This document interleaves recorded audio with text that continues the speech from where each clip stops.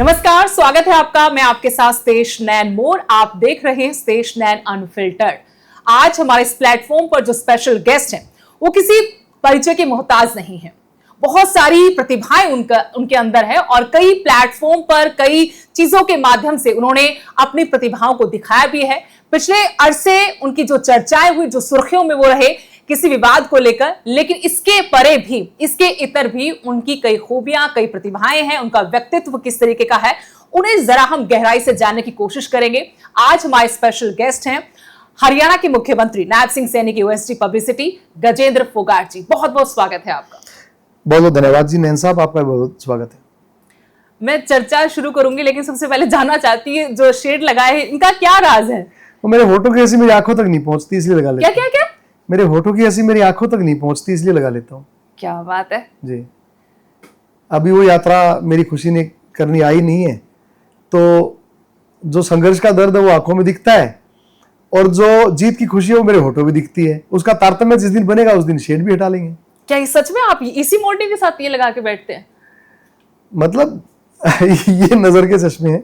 और जब हम शोज करते हैं ज्यादातर टाइम, तो क्योंकि मुझे जो है वो गॉगल्स लगे हुए हैं, स्पेक्स लगे हुए हैं, सॉरी, तो ज्यादा लाइटिंग हमारी आंखों को, मेरी आंखों को खासकर बहुत ज्यादा अफेक्ट कर चुकती है और सूर्य की तेज रोशनी भी समस्या करती है, तो मुझे लगाने पड़ते हैं। कुछ लोगों को लगता है वो बहुत टशन में रहते हैं, सेक्रेटरीट तक पहुंच गए, उससे पहले पहचान थी, लेकिन अब थोड़ा सा अपने बोलते ना हरियाणवी टरड़ ना जाट जमींदारा बालक सू। मेरा दादा खेतर था, आड़ी था, अड़बा आया करता और 4 किले जमीन थी। मेरे बाबू के 2 किले बाट आए थे, तो उनके गिले लामड़ी भी कर रखी, ठासरे काट रखे हैं और डांगर ढोरा का भी कर रखे है, गिला पड्डे भी। हाँ, ये तो पूर्वजा का आशीर्वाद हो गया, माता पिता की मेहनत, उनका आशीर्वाद हो गया। और जो हमारे मार्गदर्शक हैं, चाहे उनमें मेरे पिता तुल्य माननीय मनोहर लाल जी हों या हमारे बड़े भाई नायब जी हों, या मेरा जो पूरा एक फैन क्लब का एक पूरा मेरे गानों को सुनने वाला एक दर्शक वर्ग जो मेरे लिए दुआएं करता है वो हों, तो उनमें आप लोग भी शामिल है, मीडिया भी शामिल है, जिन्होंने मुझे इस यहाँ तक पहुंचने में मदद की है। तो उन सब के आशीर्वाद से एक इंसान के अंदर कैसे हो सकती है? गायन, एक्टिंग, और जिस तरीके से आपने बताया कि आप कोचिंग भी देते थे, प्लेयर भी आप रहे, स्पोर्ट्स में भी रहे हैं, अब आप ओएसडी की, मैंने जर्नलिज्म भी किया है, पत्रकारिता कीड़ा भी आपके अंदर है। वो कभी पत्रकारिता की भी है मैंने, और प्राइवेट पत्रकारिता तो मैंने 2 साल की। एक अखबार निकालते थे हम रोहतक से ही, अच्छा, सांध्य दैनिक। लेकिन सरकारी पत्रकारिता मैंने 20 साल करी। मैं पब्लिक रिलेशन डिपार्टमेंट में एज एन APRO जो है, मैंने 20 साल तक नौकरी भी करी। कहीं ये व्यक्तित्व जो था, कभी सोचा था कि मतलब इस रास्ते पर आएंगे? मैं आपके बिल्कुल बचपन में जाना चाहती हूँ। हाँ, कैसा बचपन था? कोई नहीं सोच फिर यहाँ तक आज सेक्रेटरीट में आप बैठे हैं, आपकी चर्चाएं होती हैं, बिल्कुल, कुछ भी काम सरकार करे तो वहां पर भी आपके चर्चे शुरू हो जाते हैं। बचपन बहुत ज्यादा दब्बू था मेरा। टोहाना में मेरा बचपन बीता है, 7वीं कक्षा तक वहीं पढ़ा हूं मैं। टोहाना पंजाब की सीमा पे आखिरी कस्बा है हरियाणा का। बिल्कुल। अब तो फतेहाबाद जिला में, जिस टाइम मैं वहां रहता था 80 के दशक में, उस टाइम पे वो हिसार का हिस्सा था और विधानसभा क्षेत्र था, और वहां मैं पंजाबी माहौल में पला बड़ा। और आप इतने ठेठ हरियाणवी बोलते हैं, गाने लिखना, गाना। मैं पंजाबी में भी गाता हूँ। तो मेरे गुरु गुरदास मान साहब हैं, और उसके बाद में सोनीपत आ गए हम, तो मैंने जाट स्कूल में दाखिला ले लिया। वहां हरियाणवी से मेरा सबसे पहला तारुफ हुआ, नहीं तो उससे पहले सारा पंजाबी माहौल में पला बड़ा। आपने ये क्यों बोला कि मैं बचपन में दब्बू था? कोई कॉम्प्लेक्स था मतलब, या फिर घर में कुछ ऐसा? दुनिया भर के कॉम्प्लेक्स थे। किस तरह का कॉम्प्लेक्स था? मतलब तब तो पेरेंट्स भी ऐसे इतना ध्यान नहीं देते जो आजकल काउंसलिंग करते ध्यान रखते हैं। एक तो अपब्रिंगिंग नहीं हुई थी, व्यक्तित्व का फूल नहीं खिला था। दूसरा, बहुत सारी फील्डों से अछूता था। जैसे मेरे पिता थे, मेरे पिता जेई थे, बाद में SDO बन गए थे। गर्मियों की छुट्टियां में सारा कुंड में जाकर लामड़ी करवानी पड़ा करती, ठीक है, और गांव तो फिर घी आया करता। तो रोटी का संघर्ष था। MA तक मुझे स्कूटर नहीं मिली थी, MA में हो गया था, पर साइकिल पे जाता था या पैदल जाता था। भाई घना स्टेटस कौन सी तो पाई जा, मैं तो साइकिल लीजिए। और एमए के बाद जब मैंने जाट स्कूल में नौकरी करी एज ए डीपी, और फिर कॉलेज में पढ़ाया मैंने एज ए लेक्चर, तो उस टाइम मेरे को स्कूटर मिली थी। अच्छा, वो अपने सैलरी से आपने ली? सैलरी से तो ली थी, स्प्लेंडर सेकंड हैंड 18,000 रुपये की। अच्छा। स्कूटर पिताजी ने फिर क्या था कि देनी शुरू कर दी थी। पिताजी एसडीओ हो गए थे। अपनी स्कूटर थी पिताजी के पास, हाँ, अपना व्हीकल हो गया। मतलब कई बार सरकारी गाड़ी लेने आ जाती थी, क्योंकि पिताजी रोहतक में ही थे एसडीओ, तो मुझे स्कूटर मिल जाती थी। तो आप ये लगाओ कि एक तो सुविधाओं का टोटा, तो अभाव में ही प्रभाव पैदा करना था, और तक कोई साधन था नहीं।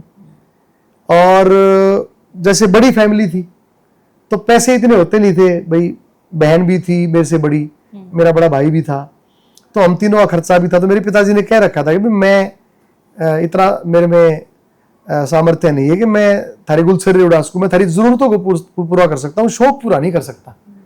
तो जूते भी अगर हम लाया करते तो सेकंड हैंड जूते चोर बाजार में खरीद के लाया करते, 150 के 200 रुपये के जूते खेलन खातर।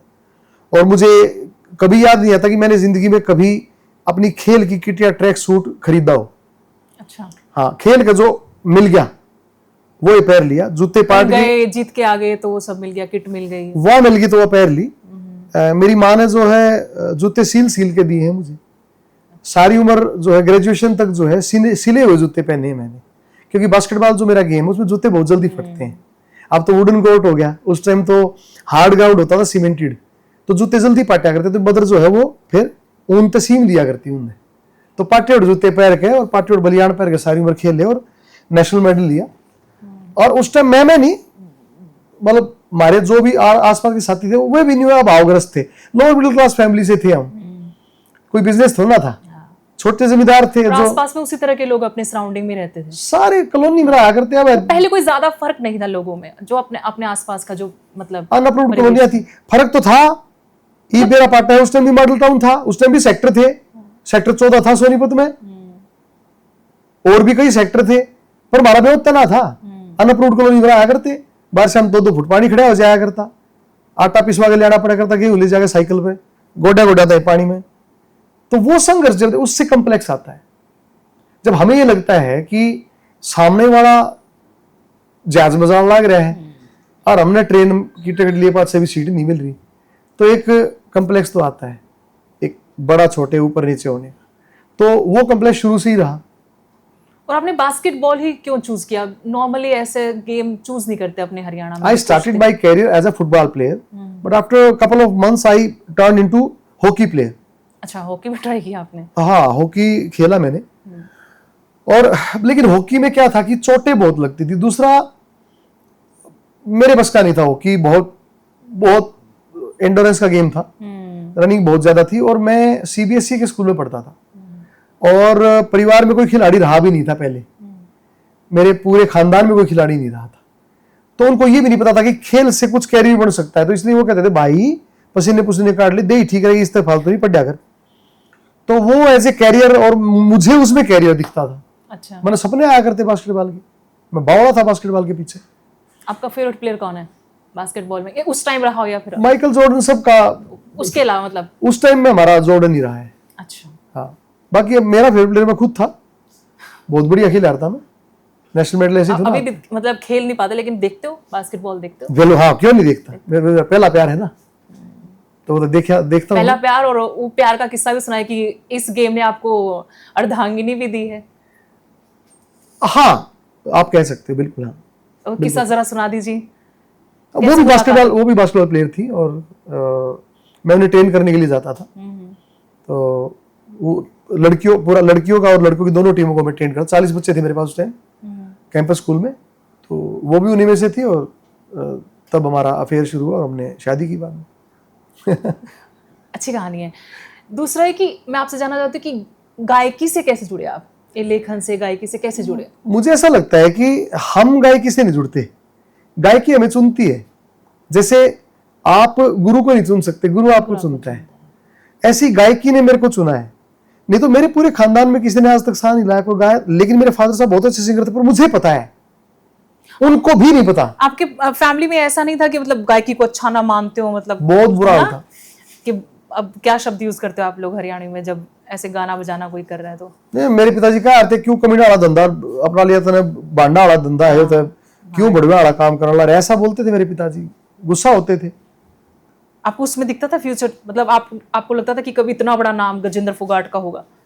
मैं तो ये भी ना मानता मेरा नाम हो रहा है। नाम तो है, तभी पॉडकास्ट हो रहे हैं बैक टू बैक आपके। एक माटी डली गजेंद्र इससे बड़ी जात नहीं, तुम लगायक बना दिया, मेरी कोई औकात नहीं। मारा की है जी में आ गया तो गा लिया कि मैं ऊपर से विचार आया, संगीत आ गया, नहीं तो मैंने विधिवत शिक्षा किसी से भी नहीं ली। गुरदास मान साहब गुरु मान लिया एक पोस्टर देख के। 1984 की बात है, छोरा जाट का फिल्म आई थी, उनकी घोड़े बैठा पोस्टर देखा था, मैं बोला मैं कहा इसी सा बनना है। फिर 2 महीने बाद उनका नए साल पे मिलन सिंह के साथ प्रोग्राम देखा डीडी मेट्रो था नेशनल टीवी पे। डीडी मेट्रो भी बाद में आया है ना? हाँ, उसमें वो मामला गड़बड़ है और वो गाना गाँव थे, चक्कर है दिल दा मामला है। जब वो गाने सुने तो पागल हो गया मैं कहा यार इस दिशा में बड़ा जा सके, और परमात्मा ने बना दिया। उस गुरु की भी कृपा है उस पर, उनको देख देख के मैंने आपका सीखा। पहला गाना सुना था बहू काले की। बहू काले की तो मेरा ही बा है। हाँ तो फिर वही सुना मैंने बहुत पहले नहीं सुना, तो बहू काले की मतलब अच्छा लगा। मेरा पहला हिट गीत था यो पानी आख्या कबीर बात तो आया ना, ये बहुत। मैंने आपकी रिसर्च करते हुए सुना। हाँ, बहुत अच्छा मतलब गाना था। ये बहुत नफीस गाना हाँ, है, और अच्छा ऐसे गाना। सोफिस्टिकेटेड सॉन्ग हरियाणवी में एक्सपेक्टेड बहुत कम है। हाँ, इतने दिल को छूने वाले और सोफिस्टिकेटेड है। अच्छा गाना था। हाँ, ये बहुत अलग है, साहित्यिक गीत है, और साहित्यिक गीत बहुत कम हरियाणवी में गाए जाते हैं, क्योंकि हरियाणवी बेसिकली वो कल्चर है नहीं कि साहित्य लिटरेचर और इस तरह का, हरियाणा में वो फ्लो गहराई नहीं है। नहीं है। इसका रीजन क्या है? लड़ाई का क्षेत्र रहा है, वार फील्ड रहा है हमारा हरियाणा जो है, दिल्ली के 3 तरफ बल्कि 4 तरफ कह सकते हो। पश्चिम उत्तर प्रदेश में पहले हरियाणा का हिस्सा था, बिल्कुल बिल्कुल। ठीक है ना। पलवल से पेशावर तक हरियाणा था, मैं तेरे कहूंगा आगरा से पेशावर तक हरियाणा था, और दिल्ली तो दिल्ली थी हमारी। Delhi and Punjab and many parts of Pakistan were part of Haryana, हमारा ही तो हिस्सा थी। आपका फेवरेट गाना आपके जो कलेक्शन है उसमें से कौन सा है? मेरे गाने में थे, आपके गानों में से मैंने एक गाना शूट किया यूके के सारे देशा में। अच्छा। स्कॉटलैंड में, बर्मिंगम में, सेंट्रल लंदन में, वेल्स में, सब में शूट कराया। वो मेरा गाना मैंने बहुत अच्छा लगा है। मेरे पापा तो एक स्कूटर थी चेतक, और जब मेरे पापा सोया करते थे मैं चोरी तो काट ले जाया करता, बाद में पिटाया भी करता खैर इस बात के लिए। तो उस पर मैंने गाना बनाया था, वो शूट करके मैंने डाला हुआ यूट्यूब पे। सुनाओ बिल्कुल सुनाओ। सारे कुणबे ने वो कल्ला बैठा के लाया करता, माँ पाछे बेबे गोदी में मैं आगे पाया करता, भाई भी फंस जाता था हमारी गजब सवारी थी, भाई भी फंस जाता बेचारे गजब सवारी थी, हो मेरे बाबू वाले चेतक आगे फैल फरारी जी, हो मेरे बाबू आले चेतक आगे फैल फरारी थी। उससे चेतक पे मेरी माँ गोदी मेरी बेबे, मेरी माँ और मेरे पिताजी के बीच में मेरा भाई फंस जाता, और आगे मैं हम 5 जने उससे स्कूटर पे जाया करते, फिर भी साल आ गया था जो बढ़िया बड्डी है, वो 2 सीटर भी लग गया करता, खूब बड्डी रहे, और नंबर प्लेट भी कहा करे दी फोगाट दी गड्डी रे, ओके टीटी आले हॉर्न की तह बातें न्यारी थी, हो मेरे बाबू वाले चेतक आगे फैल फरारी थी। बहुत खूबसूरत। और आपने जो बात कही कि वो इतने से स्कूटर के ऊपर भी जिंदगी कितनी खूबसूरत थी। आज बड़ी बड़ी कार में लोग एक दूसरे से वो अटैचमेंट, वो प्यार, अपनापन महसूस नहीं करते। इसमें गहरी बात भी है बहुत। हाँ, गहरी भी करे तो गहरी भी। अभाव में प्रभाव, ऊंची ऊंची बिल्डिंगों से गिर गया मकान मेरा, लोग मेरे हिस्से का सूरज भी खा गए, जावेद अख्तर साहब का है। तो मेरा एक गाना भी है नॉस्टैल्जिक, अगर आप सेकंड गाना मेरा पूछोगे तो यही है, सेक्टर वाले को ठीक नहीं लगता जी, और मैं तेरे काम की हवा गजेंद्र भित्रा। एक्चुअली मैं भिवानी में ये गाना गा रहा था ऐसे ही, तो किसी ने वीडियो बना के यूट्यूब पे डाली थी, और तब से मेरे को विदेशों में शिवानी शुरू हुए थे। अच्छा, इस गाने से? और ये आपने शूट किया था? ये गाना जब तक कोई शूट नहीं किया था, कि लाइव शो का वीडियो यूट्यूब पे वायरल होया था। भिवानी का। अच्छा, उससे आपको उस सबसे पे पहले मेरे shows आने को start हुए? विदेशों के विदेशों लाइव शो तो यहाँ कर रहे थे आप? हरियाणा का पहला स्टार नाइट मैंने किया था 2010 में, जी जी। पहला स्टार नाइट। उससे पहले तक स्टार नाइट होती नहीं थी। वो यूट्यूब पे पड़ा है, सोनोटेक कंपनी से हाँ जी, उसका हाँ जी, वीडियो भी हाँ जारी जी, हुआ था, किसी फोगाट लाइव 1 के नाम से। सिंगल सिंगर के शो नहीं होते थे उससे पहले। तो मेरी बड़ी इच्छा थी कि मैं अपने गुरु की तरह अकेला परफॉर्म करूं, और मैं करता भी था। तो वो हमने प्रॉपर किया था। तो सेक्ट वाली कोठी मेरा नॉस्टैल्जिक सॉन्ग पहला था जिसने मेरे को 7 समुद्र पार पहुंचाया। सुना दो एक बार जरा ऑडियंस को। हेरला मणिया में सबकी ड्यूटी लाग्या करती, खेता में लत्ते मारे धस जाते थे सारे बाड़ू रेता में, फिर कुएं पे नहा के खाते थे रोटी धर के घी, गजेंद्र फोगाट का सेक्टर में कति नहीं लागता जी, बोहिए मैं तो रोटी लेके गुड़ की गेलियां खाना रे, बैठ गजेंद्र सोचे कैसे आवे टाइम पुराना रे, वह बचपन वाली खुशी करोड़ा में नहीं मिलती, गजेंद्र फोगाट का सेक्टर में कति नहीं लागता जी। तो ये जो गाना था मेरा, तख्ती पोती 70 मारे मैंने खूब पढ़ाई शाही रे, डंडे खाए मास्टर के फिर जाकर आई पढ़ाई रे, इब तख्ती रो पोत बने ले मुल्तानी माटी, मेरा सेक्टर वाली कोठी में कति नहीं लागता जी। तो फिर आपने ऐसे गाने भी गाए, सॉलिड बॉडी, है ना? नहीं, मैंने कभी नहीं गाया, ये किसका बल्कि मैंने तो विरोध किया। ये तो अजय हुड्डा का लिखा हुआ, अजय राजू हुड्डा का का लिखा लिखा, है। हाँ, हाँ, मैंने कभी नहीं, उन्होंने गाया था। मैंने तो विरोध किया, बल्कि भाभी को पटोला कहना या बहन को लाडो को इस तरह से, ये इस तरह के शब्दों का मैं दुर्विरोधी रहा हूं, और मैंने कभी कल्चर से हटके कोई गाना मैंने कभी नहीं गाया। आपके विरोधी आपको लेकर कहते हैं कि पायल बांध के नाचते हो आप, ये क्या अरे चीज़ें पायल हैं ना? बांध के तो भगवान नटराज नाचे, भगवान शिव नाचे, मेरा तो सौभाग्य मेरा गुरु नाचता है गुरदास मान साहब, और कौन पायल बांध के नहीं, बिरजू महाराज नाचा करते, मीनाक्षी सिसाद्री, हेमा मालिनी ये जी। नीचे गिराने के लिए ऐसी चीजें कही जाती हैं आपके बारे में? हाँ, उनको लगता होगा कि इस तरह नीचा गिराया जा सके, पर न्यू के गिराया जा सके। अब फिर से बताओ, मतलब जब आपने कहा ना कि पायल बांध के तो गुरदास मान जी नाचते, उनको मैंने वो भाव उनके अंदर देखे हमने। हाँ, क्या बात है। महबूब और खुदा का फर्क मिट जाता है। हाँ मतलब वो परमात्मा तक एक पतली सी डोर है, महसूस होता है। हाँ, मतलब जैसे नानक ये कहते थे कि संगीत जो है वो परमात्मा तक पहुंचने का, ओशो भी कहते थे कि संगीत जो है माध्यम है परमात्मा तक पहुंचने का, ये मेडिटेशन है, संगीत भी साधना है। तो मन लगे जिस टाइम आदमी गाता है या परफॉर्म करता है, वो पायल बांध रहा है, श्रृंगार है वो हमारा, वो पायल बांध रहा है, इसको या घुंघरू बांध मर्दानगी रहा से है। जोड़कर नहीं देख सकते आप कि मतलब इसमें क्या मर्दानगी वाली बात है? नहीं, ये हमारा श्रृंगार है, मैंने दामन पे रखा है, इसमें क्या हो गया? सांगा में लड़के लड़कियां बढ़ के नाचते, मर्दानगी शब्दों से नहीं होती। मर्दानगी बड़ा वो नहीं है जो दूसरे आदमी के आगे अपने आप को बड़ा सिद्ध करे, बड़ा वो है जो किसी को छोटा महसूस ना कराए, और मर्द वो है जो किसी की आलोचना या कटती करके अपने आप को बड़ा सिद्ध ना करे, वो अपने क्रियाकलापों से, your action should speak louder than your words. तो आपके कर्म बड़े होने चाहिए, लोग आपने मर्द का जब तो मारा जा सके। कोई आदमी किसी ने कहा है कुतुब मीनार पे मूत के, अगर कुत्ता यूं सोचे कि मैं इसने एक कोठड़ा बना दूंगा तो कुतुब मीनार के बने। सो मुझे नहीं लगता कि इस तरह कहने से कोई छोटा हो सकता है। और ये गुरदास मान जी से, क्योंकि आप उनको अपना गुरु मानते हो, पहली मुलाकात याद है आपको? कब पहले उनसे मुलाकात हुई थी आपकी? हाँ, मेरी बहुत सारी मुलाकातें रही। पहली मुलाकात मैंने तभी पूछा आपसे। रोहतक शो में पहली मुलाकात रही मेरी, और कैसा एक्सपीरियंस था? मतलब वो तो कमाल है, मतलब परमात्मा के बंदे हैं और वो भगवान से मिले हुए हैं, वो मुझे ऐसा लगता है। साईं जी की मेहरबानी भी उन पे है, और उस गद्दी पे भी वो इस टाइम कार्य कर रहे हैं, एक कार्यकर्ता। पर वो ही is a light and soul, और बहुत बौद्धिक पुरुष है, वो बहुत झुके हुए हैं, ग्राउंडेड हैं, डाउन टू अर्थ हैं, और नूर है उनका, मतलब पूर्ण पुरुष है।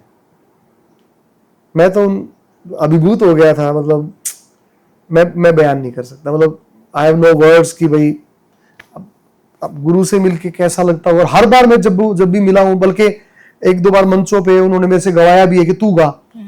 मेरी औकात ही नहीं है उनके साथ गाने की, लेकिन ऐसी वीडियोस आपने यूट्यूब पे देखी भी होंगी कि हम दोनों इकट्ठा गा रहे हैं। जी जी। तो ये उनका बड़प्पन है, मतलब मेरी औकात नहीं है, बट उनका बड़प्पन है, वो बहुत ऊंची आत्मा है। मैं तो उनके पैरों के नाखून का मैल भी नहीं हूं गायकी में या परफॉर्मेंस में, उनको देख के सीखे हम। आपा तो ये भी सीखने लग रही हूँ, मैं तो ये भी सीखने लग रहा हूँ। अब आप देशभक्ति की चीजें ज्यादा फोकस कर रहे हो अपने गानों में। शुरू से ही भक्ति, भगत सिंह ब्रिगेड का मैं देशभक्ति। ब्रांड एम्बेसडर रहा हूँ। मेरी पहली मीटिंग भगत सिंह के पोते जो यादवेंद्र सिंह है उनसे ये हुई कि मैं भगत सिंह को गाता रहा हूँ बचपन से ही। हाँ। मुझे याद है कि मैंने भगत सिंह का के पहला जो गीत था वो 1997 में गाया था। तो एक बार मैं सूरजपुर में परफॉर्म कर रहा था। अच्छा। और मैं भगत सिंह का गाना गाने लग रहा था, तो किसी ने, मेरे मैनेजर ने मेरे को कान में आके बताया कि भगत सिंह का पोता बैठा है, आपका प्रोग्राम देखने ला रहा है। मैं कड़ा है, बोला पीछे कितने बैठे हैं। तो मैंने अनाउंस किया तो यादवेंद्र जी ने हाथ उठाया, वो सबसे पीछे बैठे हुए थे। तो मैंने बोला यादवेंद्र जी आप भगत सिंह के रक्त पुत्र हो, लेकिन उनका बीज पुत्र मैं हूँ, उनका विचार पुत्र मैं हूँ, तो आप दोनों भाई हैं, आगे आ जाए। तो वो बड़े खुश हुए और मैंने मंच पे बुलाया उन्हें। तो भगत सिंह कहीं ना कहीं मुझे ऐसा लगता है कि मैंने पिछले जन्म में हो सकता है भगत सिंह के पादाबे हो जेल में, या कभी उनकी कोई सेवा करी हो, मुट्ठी चापी करी हो, उनकी बैरक में झाड़ू मारी हो, मैंने ऐसा लग गया है। ऐसा क्यों लगता है, मतलब आपको वहां से डायरेक्शन मिलती है? उनका दोस्त कैसे हो उसको, मैं इतनी बड़ी आत्मा का दोस्त हो ना उसको, कि सेवक सा वगैरह आऊंगा। वो तो घनी बड़ी आत्मा था ना। जो आदमी इतने साल हो लिए इस दुनिया तक सह शरीर जाए, और उसके बावजूद भी 23 साल 6 महीने 16 दिन का ही भी है, एक भी मिनट ना बढ़ती उसकी उम्र। आज भी साल गए जवान सोए, मेरा दोस्त है भगत सिंह। वो विचार है, आप उसको एक इंसान नहीं है, वो विचार है, और विचार कभी खत्म नहीं होते। वो कमाल है, वो भी अलग चीज था। सबसे हटके क्या चीज आपको सबसे हटके लगती है उनकी? क्या चीज सबसे ज्यादा अच्छी लगती है भगत सिंह की पूरी लाइफ में? अगर डिस्क्राइब करना चाहें आप एक वर्ड में या फिर सब लोग अपनी जिंदगी का इस्तेमाल करते हैं, उसने अपनी मौत का इस्तेमाल करा क्रांति के लिए, और किसी ने नहीं करा पूरी दुनिया में, उसने करा। चाहते बच सकते थे आराम से, बहुत आराम से, पर ये विचारधारा आज नहीं होती। हाँ, उन्होंने अपने भाई कुलतार को लेटर में लिखा भी है, अगर मैं चाहूं तो बिल्कुल मैं बच भी सकूं, बिल्कुल। पर मेरी मौत जो है वो क्रांति और आजादी का मरकजी निशान बने, इसके लिए मैं मौत को अपना रहा हूं। उसने एक्सेप्ट किया इस बात। उसका मुकदमा लड़ा जाता तो फांसी तक का तो गलत काम किया ही नहीं था उसने। क्योंकि अब आपका राजनीति से भी नाता है, आपको लगता है कि भगत सिंह का राजनीतिक इस्तेमाल ही हुआ और वो जो उनको सम्मान मिलना चाहिए विचारधारा के रूप में, या फिर एक बड़ी क्रांति के जनक वो थे, आज़ादी की नींव उन्होंने रखी थी अपनी मौत से, वो नहीं मिला, वो क्रेडिट नहीं मिला? पता है कि फिलहाल तो मैं भगत सिंह के प्यार में पागल हूं। इब मैंने इतना विश्लेषण करने का टाइम में नहीं मिला है। अभी तो उनको पढ़ रहा हूँ, भगत सिंह की जेल डायरी 7-8 बार पढ़ लिया, 12 साल आ गए, कुछ छूट गया था, ये ई पढ़ है। जैसे ओशो की बुक को आप पढ़ो, किसी को भी आपको लगा यार तूने तो पढ़ी नहीं थी, फिर 2 महीने बाद फिर पढ़ो, ओहो यह चीज तो ध्यान नहीं पड़ी। तो अभी तो मैं वो धीरे धीरे समझ आती है चीजें, मैं इतनी गहराई में अभी नहीं जा पाया हूं। तो मुझे लगता है कि अभी तो मैं, आपको पता है वो कमाल का नवयुवक था, और हर तरह की लाइफ उस बंदे ने जी है। ऐसा नहीं है कि हमने नहीं लगे कि सीधा एक माँ के पेट तक पैदा हुआ फांसी लट गया, ऐसा नहीं है। कॉलेज में भी उनकी रैगिंग भी हुई थी, और दोस्तों के साथ भी हुआ था, प्रेम भी हुआ। लुक के फिल्म देखने गए, गणीय चीज हुई जो मैं इंटरव्यू में नहीं कह सकता, लेकिन चंद्रशेखर आजाद जी के एक बात पे झगड़ा भी होया कि था कि नूरजहां का फोटो ला रखा था, सॉरी मार्लिन मुनरो का। Yes yes. तो चंद्रशेखर आजाद बड़े सख्त थे, ये क्या मतलब है, तुम क्या क्रांति करोगे, कैसे क्रांति करोगे, लगा लेकर रखी नंगी लड़की का फोटो तुम ला रखा है। तो भगत सिंह जी ने कहा था कि पंडित जी क्रांति जो है अच्छी लगती है ना? बोला हाँ।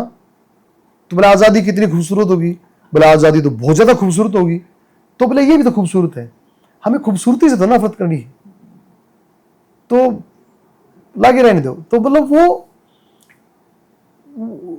जीवन की धारा भगत सिंह को पता थी, मतलब वो कमाल था। मैंने काफी गाने उनके लिखे भी हैं और कुछ गाने मेरे अभी पाइपलाइन में भी हैं भगत सिंह के। तेरी फोटो क्यों ना भगत सिंह सप्ती नोटा पे हमने हनी सिंह ने और मैंने इकट्ठा ही लॉन्च किया था जी। उसमें मैंने हरियाणवी में रैप किया था। 2008-9 की बात है। असली हीरो का जब जब आवा ख्याल, खून खोल जावा आवा भगते की याद, भूले सारे तन्ने और तेरी कुर्बानी ने, शर्म आनी चाहिए हमारे देश की जवानी ने, उस जैसी सोच रखो करो बड़े काम, छोरिया का बहम छोड़ो नशे भी आराम, काटो बटुए तो फोटो जिसकी भी लाई लाओ अपने भगत की फोटो मेरे भाई, भाई कर कारा पे लिखाओ इनकलाब, देश के दुश्मन पे फेंक दो तेजाब, देख लेंगे पक्ष जो भी पाड़ेंगे वे पाड़ लेंगे, होन दो नाराज साले मारा के बिगाड़ लेंगे। मतलब काफी लंबा रैप था मेरा उसमें। हाँ जी। आज वो चीजें कहीं बहुत गन कल्चर पे फिर में आ जाती है, क्योंकि सारी चीजें वहां आकर रुक गई कि बहुत हाइप क्रिएट की जाती है, या तो उसमें वल्गैरिटी होती है या फिर गन कल्चर को, गैंगस्टर कल्चर को प्रमोट किया जाता है, जिससे हम भगत सिंह की बात करें, जिस पीढ़ी को हमें भगत सिंह पढ़ाना, सिखाना, बताना, समझाना चाहिए, फिर हम ऐसी चीजों को बढ़ावा दे रहे हैं। इसके पीछे कसूरवार कौन है? ऑडियंस, क्योंकि वो डाल देते कि ऑडियंस सुन रही है जी, हमें तो बहुत व्यूज मिल रहे हैं, करोड़ों व्यूज मिल भी रहे हैं। करोड़ों व्यूज मैं ही मानता हूं। देखो मेरी बात सुनो, 1600 कुछ ईस्वी से भक्ति काल शुरू हुआ, नहीं सॉरी 1300 कुछ ईस्वी से, और 1635 तक चला, 325 साल तक भक्ति काल चला। उसी भक्ति काल में मीरा, दादू, गरीबदास, कबीरदास, रहीमदास, रसखान, तुलसी, सूर, कितने भक्त कवि आए। ये 325 साल क्यों चला? क्योंकि वो अच्छा था। आपने सुना कभी कैबरे डांस 50 साल चला एलन का, लोगों ने देखा, या कोई नायक नहीं खलनायक हूं मैं जो है वैसी फिल्में 20 साल तक लगातार बढ़ती रही। इनके काल नहीं है, इनका टाइम है। क्या है कि जब सांस्कृतिक बाढ़ है, ये जैसे बाढ़ में अच्छे पानी के साथ गंदा पानी बह के आ जाता है ना, ऐसे ही सांस्कृतिक बाढ़ है। दूसरा, मनोरंजन की होड़ लगी जब से ये आया। ये इतनी खतरनाक चीज है कि हमारे हाथ में मनोरंजन आ गया। पहले कलाकार मनोरंजन कराते थे, ये तो सारे कराओ हैं। अब तो हमारे घरा में हमारी बहू बेटियां हैं, हमारे भाई हैं, साथी प्यारे हैं, कोई कॉमेडी करने लग रहा है, कोई बन रही है। हाँ, ये तो सारे कलाकार हो रहे हैं। घर की बहू, पड़ोस में बहू नहीं आई, वो भी रील बना के हाँ, हो गई। अब सारे कलाकार हैं। अब कला का देखो एक अदब होता है, वो अदब तो रहे, उन्हें बेरा ही नहीं कला है कि 4-5 तरह की कला है। पहली कला है परमात्मा को जाने के लिए, जो मीरा इस्तेमाल करती थी, जो तानसेन के गुरु हरिदास जी इस्तेमाल करते थे, वो प्योर कला है। और वो कला की सबसे श्रेष्ठ फॉर्म है जिसे साधना बोलते हैं।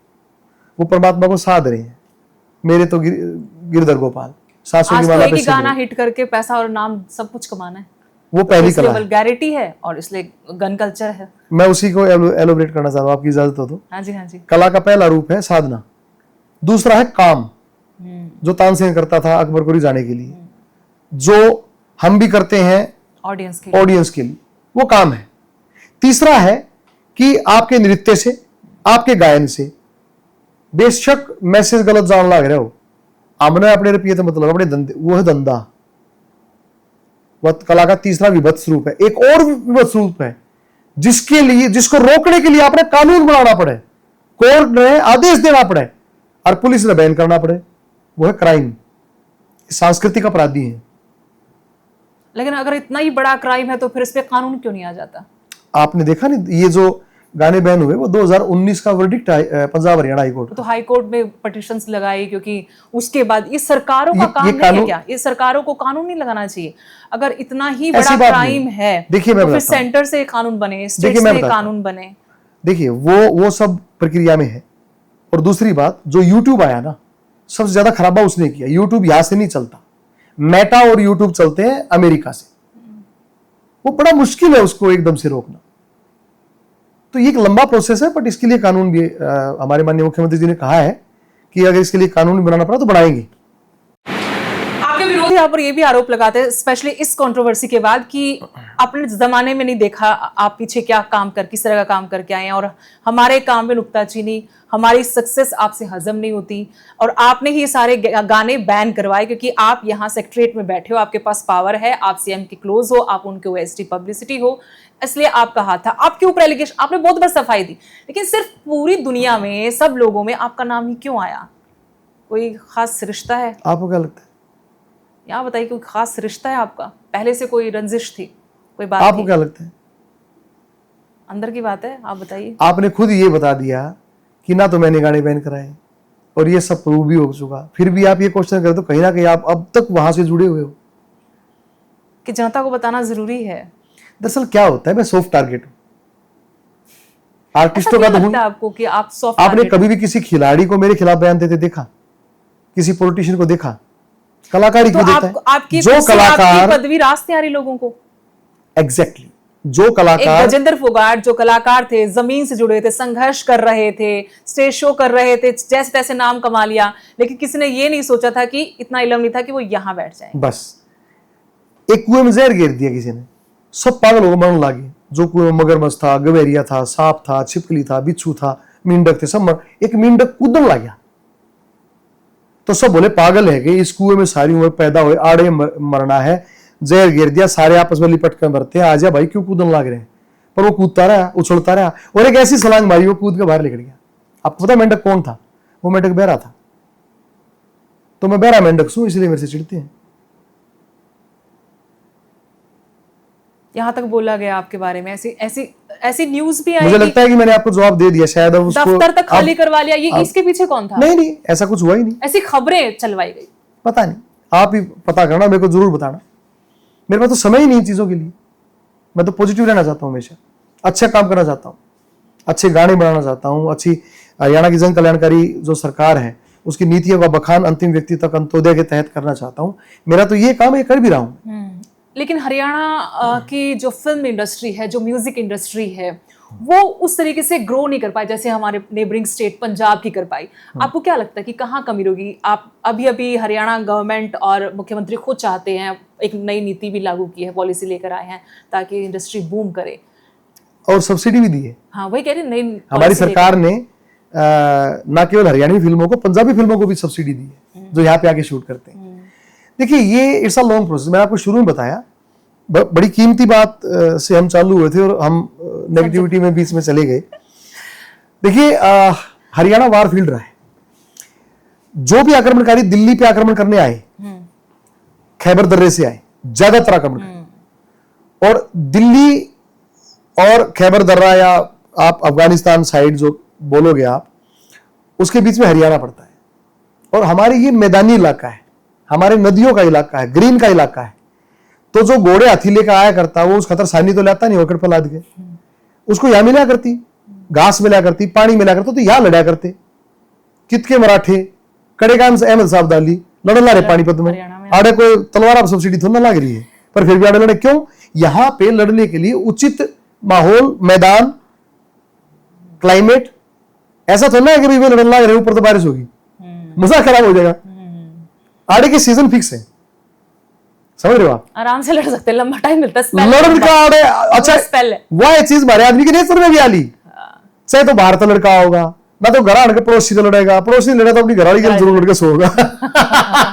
और उससे पहले जुबान में इतना खड़ापन है, अपने खड़ी बोली से निकली है ना, खड़ी बोली से निकली है हरियाणा। अगर हम प्यार से भी किसी से बात करते तो सामने लगता है कि तो लड़ाई कर रहा है, लड़ाई मोल ले रहा है, ये कहें। यस, क्योंकि हम लोगों ने सारी उम्र किया क्या है? हम लोगों ने या तो खेती करी है, या लड़ाई करी है, या फिर पशुओं के साथ डीलिंग करी है। अब आप एक बात बताओ, आप भैंस का दूध काट ला रहे हो, भैंस अल्लाह है, आप ये कहोगे कि प्रिय ऐसा क्यों कर रही हो, मैं आपका दूध दो रहा हूं, कि न्यू नहीं कहते ना, आप नहीं बोले डाक पर जा, क्या करते दूध, यही तो करोगे ना, तो वो नेचर में आ जाता है। मैं तो कह रही हूं, तो डीएनए में आ चुका हमारे, वो डीएनए 600 साल तक ट्रेवल करता है। वो हमारे डीएनए में आ चुका है, अभी तो रहेगा 10-20 हजार साल और। क्योंकि हमारे जो शब्द है, हमारा जो डायलेक्ट है, हमारा जो उच्चारण है, अब कोई 100 साल का बूढ़ा मर गया, दूसरा बूढ़ा आया, हाँ भाई ले गया लुटी, उसको कोई फर्क ही नहीं है भाई। एक मानसान लग रहा है, कोई गाड़ी में शीशा नीचे करके ताउरो तक जाना है, जा भाई मैं किधर रोकने लग रहा हूँ। तो मतलब यहाँ पे अभी ना recently social media video viral हुई थी, एक किसान, बुजुर्ग किसान थे, वो बहुत लंबी घिया लेके जाते हैं, आपने शायद देखी होगी। तो किसी रिपोर्टर ने उसको पूछा, तो ये घिया है क्या? कहता नहीं, भिंडी है। मतलब ये स्टाइल है हमारा। हाथ टूट रहा है, बोला हाथ टूट गया, बोला ना फैशन तू भी करा ले। ये कोई बात है यार? ऐसा लोग आगे प्रश्न दिक्कत है। वो सोनीपत में मेरा दोस्त है, बताया अगर सोनीपत में गंदा नाला है तो एक आदमी न्यूज देखता था गंदे नाले धोरे खड़ा, बोला आंटी गंदा नाला यो है कि क्यों साफ करेगा? ये हाजिर जवाबी भी है।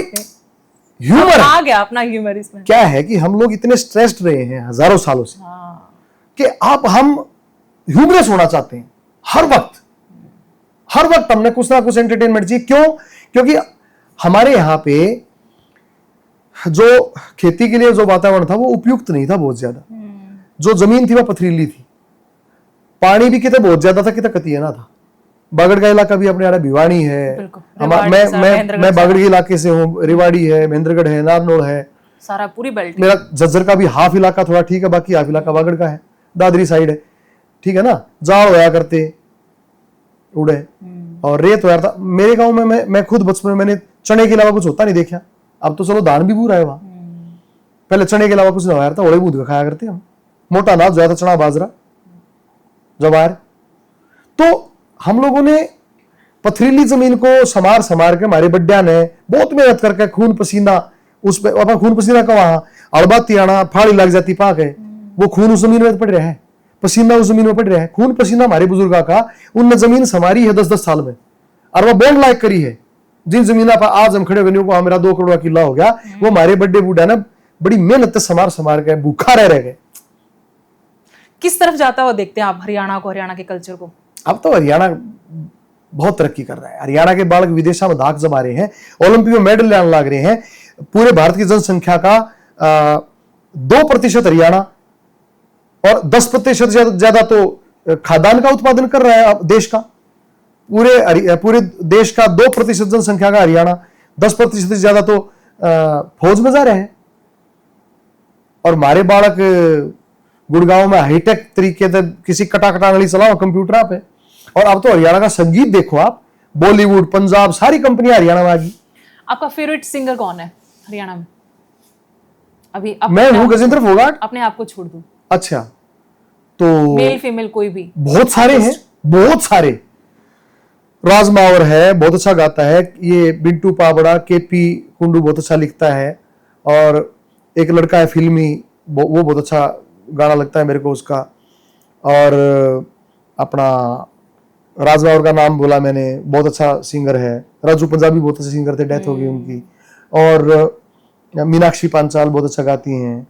और ये जितनी लड़कियां ये सारी बहुत टैलेंटेड सिंगर हैं, बहुत अच्छी गाती हैं। और वो है खासालाचार है, ये सब लोग बहुत अच्छा काम कर रहे हैं। सारे नए बालक बहुत बढ़िया, बहुत बड़ा अच्छा गा रहे हैं, बहुत अच्छा लिख रहे हैं। अगर मैं आपको बहुत पीछे लेके जाऊं तो उनमें से मतलब मैंने जो नाम सुने हैं, थोड़ा बहुत लक्ष्मी चंद को सुना है रेडियो पे, जो क्योंकि अपने अड़ोस पड़ोस बुजुर्ग कभी नहीं सुना होगा आपने, उनके बारे में सुना? हाँ, नहीं वो बुजुर्ग रेडियो पे लगा के सुनते थे ना। तो लक्ष्मी चंद, सरिता चौधरी, में मुझे तो बहुत कम नाम ऐसे पता है। सरिता चौधरी के साथ तो मेरी कैसेट भी आई थी। तो बहुत कम नाम, लेकिन आपने उन लोगों से क्या सीखा और आपका उनमें से फेवरेट कौन था? और आज आपको लगता है कि आज की पीढ़ी में कोई ऐसा है आर्टिस्ट जो उस धरोहर को, उस विरासत को ले जाए आगे? हाँ, बहुत सारे हैं। दादा जगन्नाथ जी की अभी डेथ हुई है, उन्होंने लक्ष्मी चंद जी, मेहर सिंह जी की जो प्रणाली थी उसको आगे बढ़ाया। देखिए, पहले तो मैं बता दूं कि हम जो बातें कर रहे हैं वो सिर्फ गायन के बारे में बातें कर रहे हैं। संस्कृति का मतलब है आपका खान पान, रहन सहन, व्यवहार, आपकी कमिटमेंट करने की स्थिति, आपका सोने का ढंग, उठने बैठने का ढंग। कल्चर में बहुत सारी चीजें आती हैं। मैं एक सिंगर हूं तो मेरे से आप इसलिए सिर्फ यही क्वेश्चन पूछ रहे हो, तो और मैं बता भी यही रहा हूं, लेकिन मैं चाहता हूं कि मैं थोड़ी सी और चीजें भी इसके अंदर समेट के लाऊं। तो मैं आपको हिस्टोरिकल कल्चरल अगर बताऊं तो संगीत के नाम पे यहाँ पे हमारा जो फोक है वो सिर्फ और सिर्फ हमारी बहन बेटियों, माओ का, दादियों का है। पुरुषों का तो गाना भी वर्जित था यहाँ। अब तो गाँव में भी जो शादियां होती, जैसे अपने अब तो सब नाच गा रहे हैं। लेकिन एक समय में पुरुष यहाँ पे ना तो गाते थे ना नाचते थे। सांग भी केवल 100 साल पहले आया है, उससे पहले सांग का प्रचलन भी नहीं था। और सांग भी अब खत्म हो गया, मतलब कहीं कहीं आप कल्चरल इवेंट के नाम पे, गवर्नमेंट के कुछ इवेंट्स के नाम ऐसा पे नहीं है, मैं हरियाणा कला परिषद संभालता हूँ और मैंने माननीय मनोहर लाल जी के निर्देश पे हजारों सांग करवाए, हजारों, सैकड़ों नहीं, हजारों सांग करवा चुके हैं। खूब सांग पहले तो करवा। गांव में लगते थे। अब क्या, एक बात बताओ ना, और सुनने उसमें वाले, एक चीज मैंने जो नोटिस किया, जो चीज ऑब्जर्व की, सांग में भद्दापन भी बहुत आ गया था। आया था, बद्दापन था। उसको आप कह सकते हैं एक बड़ा रीजन था जिससे लोगों का मन उससे उठ गया, या फिर वो चीज सच्चाई, आगे नहीं बढ़ पाई, वो ये विधा। सच्चाई है। सांग में भोंडापन आ गया था। लड़के लड़कियों का जो ड्रेस पहन के नाचते थे, वो नृत्य में वो भाव भंगिमाएं कई बार बहुत अश्लील करते थे। और शब्दावली जो थी वो कई बार शब्दावली भी गलत हो जाती थी। इस कारण सांग का नाश होया। ऐसी रागनियां नाश होया गरुड़बंजू की रागनियां का, जब वहां बद्दापन आ गया। अब पोप में भी अगर कोई बद्दापन आ रहा है ना, तो पोप का भी नाश हो जाएगा। आपको लगता है गन कल्चर, ये वल्गैरिटी जो है वो भी बहुत ज्यादा दिन तक ऐसे ही रिमूव हो जाएंगे, नहीं रहते ज्यादा दिन तक, कभी नहीं रहता। लेकिन ऐसा क्यों है कि छोटा सा बच्चा एक गन कल्चर पे या गुंडागर्दी पे, बदमाशी पे जो सॉन्ग आता है उसको जुबानी रट लेता है, और आप भगत सिंह पे कितने गा लो, आप किसी और देशभक्त पे गा लो, आप कोई भक्ति का गाना गाओ, तो वो लोगों तक या बच्चों तक किसी तक भी क्या नहीं है पहुंचता। कि बीच बीच में ना ये फैशन चेंज होता है ना, जैसे कपड़ों का, हाँ हाँ। ऐसे ही संगीत में भी फैशन आने लगी। और ये जब से ये आया है, अब जो सिंगर्स हैं, अब जो आर्टिस्ट हैं, वो लोग अपने गानों पे बनाने के बाद प्रमोट करने पे पैसा लगाते हैं, कंट्रोवर्सियां क्रिएट करते हैं, दुनिया भर के टूल एंड टेक्निक यूज करते हैं। उनसे जो नए बच्चे हैं वो अट्रैक्ट हो जाते हैं, जल्दी प्रभावित हो जाते हैं। पहले ऐसा नहीं था। एक फिल्म लगती थी ना, तो उसके पोस्टर देखने जाया करते पहले, उसके बाद फिल्म देखने जाया करते। पहले एक लॉन्ग प्रोसेस था एंटरटेनमेंट का। एंटरटेनमेंट को बड़े तफसील से देखा समझा जाता था। और आज क्या है, अगर आप किसी पिक्चर हॉल में चले जाओ, 600 रुपए की टिकट लेके है, तो अगर फिल्म आपको 3 घंटे तक अट्रैक्ट नहीं कर पा रही, तो आप मोबाइल निकाल लेते हो। मैंने पिक्चर हॉल में लोगों को मोबाइल पे चैट करते देखा है। कितनी खतरनाक स्थिति है ये। इसका मतलब एक ऐसी टेक्निक आ गई है जो 100 करोड़ की फिल्म बनाने के बावजूद एक आदमी को उसके मोबाइल मुंह से दूर नहीं रख पा रही, और इस मोबाइल के अंदर ही प्रचार है। तो अभी जो प्रचार हुआ वो इस तरह के कल्चर का ज्यादा हो गया, लेकिन वो धीरे धीरे फीका पड़ता जा रहा है, लोग उब गए। लेकिन अच्छे म्यूजिक से कभी नहीं उबेगा। आप देखो कितने रियलिटी शो हैं, जब भी वहां पे कंटेस्टेंट गाते हैं पुराना गाना गाएंगे। क्यों? क्योंकि उसमें एकॉस्टिक फील है, उसमें आत्मा है, उसमें शब्दों पे ध्यान है, उसमें भाव है। और आजकल ओले ओले ओले, आजकल तो ऐसे गाने हैं जिनके शब्दों का मीनिंग ही नहीं बेरा, और उसके बावजूद भी गाए जा रहे हैं। आपने एक बात और कही थी जब ये सब कंट्रोवर्सी चली थी, आपने कहा कि पाकिस्तान इसके पीछे है।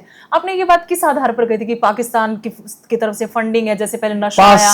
ये क्वेश्चन ही नहीं है। ये क्वेश्चन नहीं पास कर रहे हो आप इस क्वेश्चन को। अब मैं आपको आपके फेवरेट टॉपिक पे ले जाऊं जी। आपको पता है कौन सा होगा? ओशो। हाँ, गजेंद्र फोगाट के लिए ओशो क्या है? ओशो मेरे सदगुरु हैं और मेरे बौद्धिक गुरु हैं वो, और स्पिरिचुअल गुरु हैं मेरे। बौद्धिक गुरु तो बहुत सारे हैं, पर वो मेरे स्पिरिचुअल गुरु हैं। और उनसे मेरा साक्षात्कार तब हुआ जब अमेरिका में उन पर लांछन लग रहे थे और वो पुलिस कस्टडी में थे। 1984 मैं छोटा सा था और मैंने माया मैगजीन में उनका इंटरव्यू पढ़ा था। अच्छा। मेरे पिताजी ने एक बहुत बड़ी उस टाइम समझ आगे थे? मैं बताता हूँ, समझ नहीं, तो 1000 बार पढ़ने के बाद भी गुरु चुनता है ना, उसने अट्रैक्ट कर लिया और वो लेके आए ना। फिर जो बचपन में अपन है कोई टॉफी या कोई इसी चीज खाने मिल जाए जिसका स्वाद पड़ जाए। आपने बचपन में देखा होगा नैन साहब, मछली वाली टॉफी आ रही है, काली काली मछली। आज तक आपको उसका टेस्ट याद है कि नहीं है? संतरे वाली टॉफी आ रही थी, रेला मिल रही थी। तो कुछ चीजें ऐसी होती है जो आपके अंदर चली जाती हैं, रूह तक। उस इंटरव्यू क्या याद है आपको? इंटरव्यू तो माँ शीला का था, लेकिन ओशो के बारे में लिखा हुआ था। मैं उन दिनों 4th कक्षा में था, छोटा था। लेकिन मेरे पिताजी ने एक बहुत अच्छा काम किया जो आजकल के माँ बाप नहीं कर रहे। मेरे पिताजी ने सरिता और माया 2 मैगजीन लगवा रखी थी। माया मैगजीन में तो करंट अफेयर्स आते थे इंटरनेशनल तक के, और सरिता में गृहिणियों के लिए होता था। हालांकि मेरी मान पढ़ते पर फोटो देखा करते, और मेरे पिताजी भी पढ़ते थे, हमने पढ़ाया करते। यानी कि हमें उस टाइम भी ये पता था कि देश और विदेश में चल क्या रहा है। ये आजकल के माँ बापों ने करना तभी बंद कर आप दिया। सिर्फ कलाकार नहीं रह पाए, बौद्धिकता भी आपके अंदर आ गई, वो बौद्धिकता भी आ गई, समझ। करंट अफेयर्स हाँ। देखना, राजनीति की समझ करना, खेल के बारे में पढ़ना। उन दिनों में भी मुझे ये पता था कि पीटी उषा रिकॉर्ड कायम कर रही हैं, या मिल्खा सिंह ने जो है वो लॉन्ग डिस्टेंस रनर हैं। तो बचपन से ही वो पढ़ने को मिला। आजकल की पीढ़ी में समस्या क्या है कि वो इस पे है, उसको कोई बुक भी सजेस्ट कर दो तो किंडल में है क्या? अरे किंडल भाई, तू किंडल पे बेसिकली बौद्धिक विपन्नता के दौर से हमारी आजकल की युवा पीढ़ी गुजर रही है। अगर आपके पास बुक नहीं है ना तो आपका एक रिलेशन खत्म। अगर आपके पास बहन नहीं है ना तो आपके बच्चे बुआ का रिलेशन को कभी नहीं समझ पाएंगे। आप जब पुस्तक लेते हो और जब उसके पन्ने पलटते हो, उसे सूंघते हो, उस पे सोते हो, वो थूक लगा के पन्ना पलटना, जब कुछ खाना है तो पन्ने को मोड़ के रख देना, बाद में उसी मुड़े हुए पन्ने से निकालना, उसको सलीके से रखना उस बुक को। आज भी मैंने जो बचपन में पुस्तकें पढ़ी मेरे पास अब भी है, मेरा उनसे एक रिश्ता बन गया। लेकिन ओशो पे फिर लेके जाते हो, उस इंटरव्यू में क्या अट्रैक्ट किया आपको? चौथी कक्षा का बच्चा, उतनी बौद्धिक समझ होती है, और क्या जो आपके जहन में आज भी रह गया, कुछ तो अटक गया? देखो, वो बिल्कुल डिफरेंट थे, मुझे वो बिल्कुल अलग लगे। मुझे उनकी उस टाइम के जो डिस्कोर्सेस वो वहां देते थे, माँ शीला ने उन पर इल्जाम लगाए थे कि उन्होंने मेरे साथ अनैतिक कार्य किया, ये किया, वो किया। हालांकि वो सब झूठ था, लेकिन वो एक बहुत बड़ा षड्यंत्र था जिसमें माँ शीला भी ट्रैप में फंस गई। बाद में उन्होंने मानना भी कि शी वाज नॉट राइट। लेकिन उसके बाद मैं ढूंढता था ओशो, एक आध जगह किसी बुक पे मिल भी जाते थे, तो फिर वो मेरे से थोड़े दूर हो गए, तो फिर मैं नॉवेल्स पे चला गया। 9th क्लास से मैं फिर नॉवेल्स पढ़ने लग गया, सुरेंद्र मोहन पाठक की, वेद प्रकाश कंबोज की, ये नॉवेल्स मैंने खूब पढ़ी। तो वहीं पे ही कहीं ओशो की बुक भी मिल जाती थी मुझे। लेकिन ये नॉवल की जो बात आपने की और साथ में ओशो की, इन दोनों चीजों को जिस बैकग्राउंड से आप आए वहां ठीक भी नहीं मानते थे। ओशो को उस टाइम पे अश्लीलता के साथ ज्यादा कनेक्ट किया आप गया। ठीक मानते हैं? अभी भी नहीं, लेकिन कम से कम आज की जो जनरेशन है वो ओशो को जितने पत्रकार ओशो के प्रेमियों से और ओशो सन्यासियों से क्वेश्चन पूछते हैं, एक ही बात पे, संभोग से समाधि, संभोग से समाधि। अरे भाई, बाकी नहीं गया। उनको मतलब हमें हंसी आती है, हंसने से ज्यादा हम कर क्या सकते हैं? लेकिन बेस्ट जो लेसन था आपका, जो टीचिंग थी उनसे, वो क्या है? अरे गजब है, तैरो मत बहो, गो विद द फ्लो। गजब उनका लेसन है। और उनका एक लेसन है, आपके अंदर कोई, मैं अपनी बताता हूं, मैं कोई इसमें अंधविश्वास नहीं फैला रहा। आप ओशो की बुक को, आपके अंदर कोई प्रश्न चल रहा है, आप ओशो की बुक को कहीं से भी खोल के पढ़ लो। गीता में भी ये है खासियत, और ओशो की बुक्स में भी है। आपको 1-2 पन्नों के भीतर आपका आंसर मिल जाएगा। पता नहीं कहां से वो ऐसा निकाल के लाते। ऐसी गीता में भी ये बेसिकली जीवन दर्शन है, बुक्स नहीं है। ओशो के डिस्कोर्स ही जीवन दर्शन थे, क्योंकि उन्होंने ना केवल बुक्स पढ़ी 2.5 लाख से ज्यादा, अपितु वो एनलाइटेंड थे। एनलाइटेंड। तो उन्होंने आत्मा और शरीर, इन दोनों का डिफ्रेंशिएशन करना सीखा था। और जिद्दू कृष्णमूर्ति उस टाइम के एनलाइटेंड पुरुष थे, उनके समकालीन होते हुए भी वो कभी मिल नहीं पाए, तब भी वो आज तक लंबे चल रहे। जिद्दू कृष्णमूर्ति कई जगह निरर्थक हो जाते हैं, हालांकि वो भी एनलाइटेंड थे।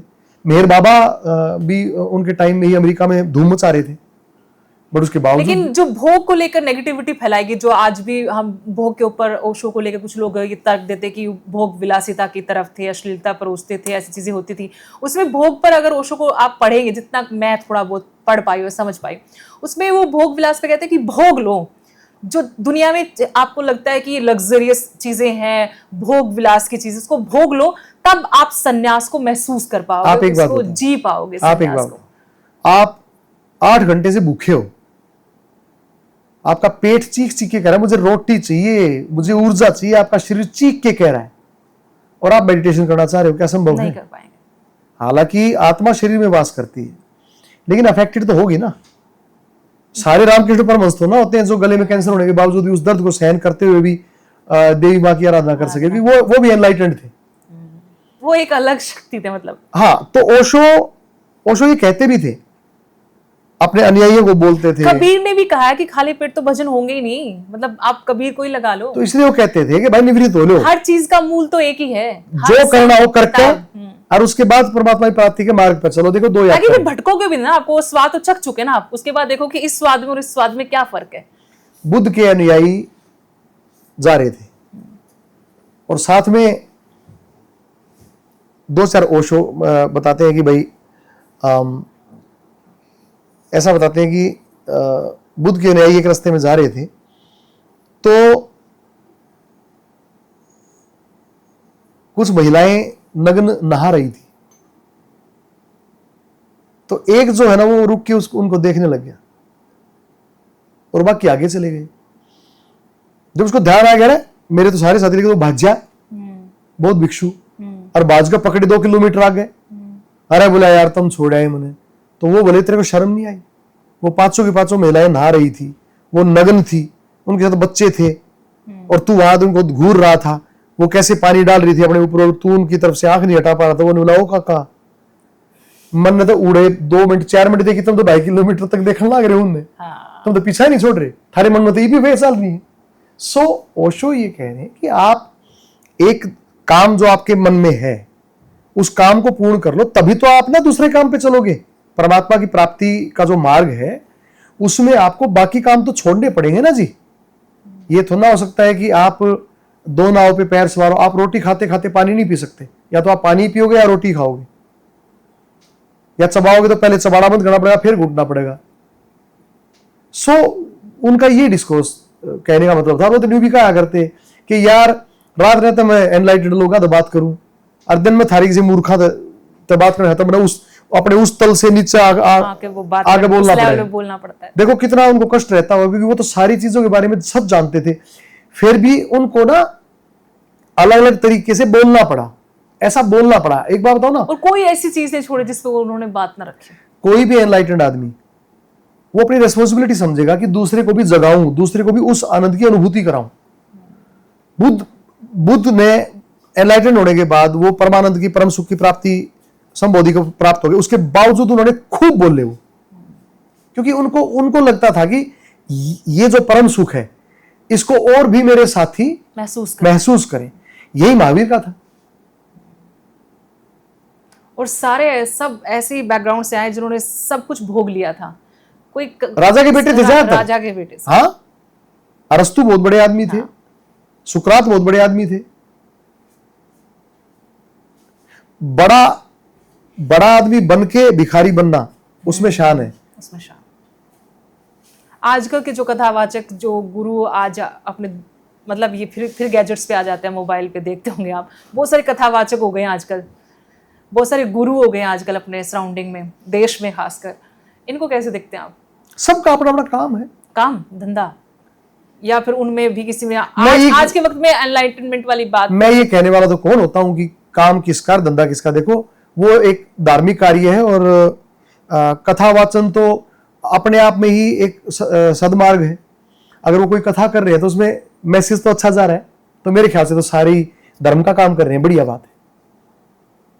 लेकिन दुकानें भी बहुत खुली हैं उसके जरिए, नहीं आपको ना? एक बात बताओ, आपके घर के पास शराब का ठेका आपको पसंद आएगा या पुस्तक की दुकान? बताओ। मुझे तो पुस्तक की दुकान आएगी। तो पुस्तक की दुकान में तो कम से कम दुकान मत कहो। शराब का ठेका तो नहीं खोल रहे, हथियार तो नहीं बेच रहे, नशा तो नहीं बेच रहे, धर्म की तो बात बताने लग रहे हैं, सदमार्ग की तो बात बताने लग रहे हैं, सही काम करो वो तो बताने लग रहे हैं। अनिरुद्धाचार्य जी का मैं सुन रहा था, कितनी बढ़िया बात कहने लग रहे हैं। कोई पत्नी आती कहती जी मैंने अपने पति को छोड़ दिया, क्यों छोड़ दिया, फिर उसको पता, उनका मजाक उड़ाने लग जाए। सोशल मीडिया है ना, जिसका बैंक में अकाउंट नहीं उसका फेसबुक पर अकाउंट है, ये बहुत बड़ी रिस्पॉन्सिबिलिटी है। और फिर बहुत ज्ञान भी है वहां। नहीं, ये देखो, बंदूक एक सैनिक के हाथ में भी है और बंदूक एक आतंकवादी के हाथ में भी। आतंकवादी तो उसका इस्तेमाल दुरुपयोग के रूप में कर रहा है और पुलिस या आर्मी जो है उसको सदुपयोग के रूप में कर रही है। यह भी एक बंदूक है, यो भी एक यूरेनियम है, इस पर बिजली बनाई जा सके, बम भी बनाया जा सके। बिल्कुल। लेकिन ज्यादातर लोग जो नेगेटिविटी फैला रहे हैं, वे बम बना रहे हैं। और अगर हम अच्छी बात करने लग रहे हैं तो हम बिजली बनाने लग रहे हैं। गजेंद्र जी, मुझे बताइए, कभी जिंदगी में बहुत लो पॉइंट आया आपकी लाइफ में? डिप्रेशन में रहा हूं 3 बार लाइफ में। कब? एक बार तो एमए फाइनल में जब मेरे बड़े भाई की डेथ हुई थी करंट लग के, तो पता नहीं था कि पहली बार मृत्यु से साक्षात्कार हुआ था, और वो भी इतने मेरे हाथों में ही उन्होंने दम तोड़ा था। तो इसलिए मुझे लगा यार वो मेरी माँ के पेट से पैदा हुआ और मेरा भाई जो है चला गया, तो एक हिस्सा कटता है ना आपका, आप एक ही तो वायर से जुड़े हुए हो। सो उस टाइम मुझे पता नहीं था। तब तो ये भी नहीं पता होगा कि डिप्रेशन क्या होता है, मतलब मुझे डिप्रेशन भी, और ये क्या होता है नहीं पता था। तो एक राधे श्याम जी थे, साइकोलॉजी के प्रोफेसर थे, वो 50 रुपये फीस लेके एमडी यूनिवर्सिटी में थे, रिटायर हो गए, वो इलाज करते थे। मैं उन चला गया, उन्होंने एक छात्रों के लिए खोल रखा था सेंटर, ऐसे भले के लिए, समाज सेवा, दुकान नहीं। और मैंने कहा जी ये भाव आते हैं मेरे, ये उन्होंने एक फॉर्म सा भरवाया, मैंने वो सारे क्वेश्चन आंसर दे दिए, पढ़ के उन्होंने कुछ नहीं बताया मुझे। बोला नौकरी पकड़ जा। मैं बोला एमए करते करते नहीं, मैं टॉपर था अपनी यूनिवर्सिटी का, वो गोल्ड मेडलिस्ट था पढ़ाई में। तो मैं बोला नहीं तू टॉपर है, मैं तेरे को जानता हूँ, मैं अपनी यूनिवर्सिटी का बेस्ट एक्टर भी रहा हूँ। तो बोला तू प्राइवेट नौकरी पकड़ जा, पीछे की चिंता मत करा, चाहे पीछे देने पड़ो, बस बिजी रखो अपने आप को। तो मैं ज्योति प्रकाश स्कूल में मैं 2800 रुपये में नौकरी ला गया। मैं बिजी हो गया, मेरा दिमाग बढ़ गया, मैं डिप्रेशन से बाहर आ गया, मैंने भी रहना था। दूसरी बार डिप्रेशन में गया जब मुझे पुत्र रत्न की प्राप्ति हुई शादी के बाद। तो खुशी के मौके पर नहीं, एकदम नहीं गया। फिर उसी दौरान मैं ओशो को बहुत डीपली पढ़ता था। उन दिनों में तो मैंने ओशो की सारी किताबें पढ़ दी, और ये पता नहीं था, ओशो ने कह रखा है कि मेरे साहित्य को पढ़ने वाला अगर मेडिटेशन नहीं करेगा तो पागल हो सकता है। ध्यान तो करे नहीं करता मैं, और पढ़ा करता मैं, शब्द तो भीतर जाते रहे, उन शब्दों ने गंगेड़ा बना दिया, and I fail in depression. और ये बात मैंने बहुत सारे लोगों से बातचीत में सुनी है। हाँ, अगर आप ओशो को पढ़ रहे हो ना, तैयार नहीं हो, आपको तैयार होना पड़ेगा, पात्र बनना पड़ेगा ओशो को पढ़ने और सुनने के लिए, उसका पात्र तो बनो। बहुत गहरी। हाँ। मैंने बहुत लोगों से ये बातें अनुभव, जो उन्होंने अनुभव किया वो जी। और मुझे किसी दोस्त ने बहुत पहले एक किताब दी थी ओशो की पढ़ने को, तो मैंने वो किताब लेके रख ली। उसने फिर पूछा कि पढ़ ली, मुझे वापस कर दो। मैंने नहीं पढ़ी, फिर कहा कि पढ़ो। मैंने वो आधी किताब पढ़ी, मेरे दिमाग में नहीं गई वो बात। बहुत पहले की बात, मेरे दिमाग में वो गई नहीं, मैंने उसको आधी पढ़ के वापस कर दी। और फिर सालों बाद ओशो ने मेरी लाइफ में एंट्री की। अच्छा, सालों बाद एंट्री की, तब चीजें समझ आने लगी। हाँ। कहीं ना कहीं किसी मोड़ पे आप जब कुछ टूटना कहूंगी मैं, बिल्कुल, जब आप टूटते हो तो आप बहुत सारे सवाल होते हैं आपके, और सवालों के जवाब खोजते हो आप। हर मतलब दर दर जाओगे आप उन सवालों के जवाब लेने, खूब और हर जगह नहीं मिलेंगे, वो कहीं एक ठिकाना मिल जाएगा आपको, उस पर फिर आप रुक जाओगे, फिर आप वहां रुक जाओगे, ओशो सारे सवालों का फिर जवाब आपको दिशा मिल जाती है। ओशो सारे सवालों का जवाब देता है, सारे सवालों का। लेकिन मैं आपसे जानना चाहती हूँ, तीसरा पॉइंट कौन सा था जब आपको ऐसा लगा, और कैसे फिर आप निकले? तीसरी बार तो सेकंड टाइम का डिप्रेशन बहुत भयंकर था। उसमें एंडोजिनस डिप्रेशन था, एंजाइटी थी, इंसोम्निया था, नींद की टेबलेट लेना। अच्छा, ये इस लेवल तक? इस लेवल तक का था। सर्कमस्टेंशियल भी था और केमिकल चेंजेस भी थे। अच्छा। माइग्रेन की लंबी दवाई खा रहा था मैं 1 साल से, मुझे पता नहीं था। डॉक्टर जो है वो मुझे, रोहतक में एक डॉक्टर है, वो ऐसे ही देता है दवाइयाँ। हाँ, माइग्रेन में वो नींद की दवाई देता था। मैं नाम लेना हो रहा था उसका।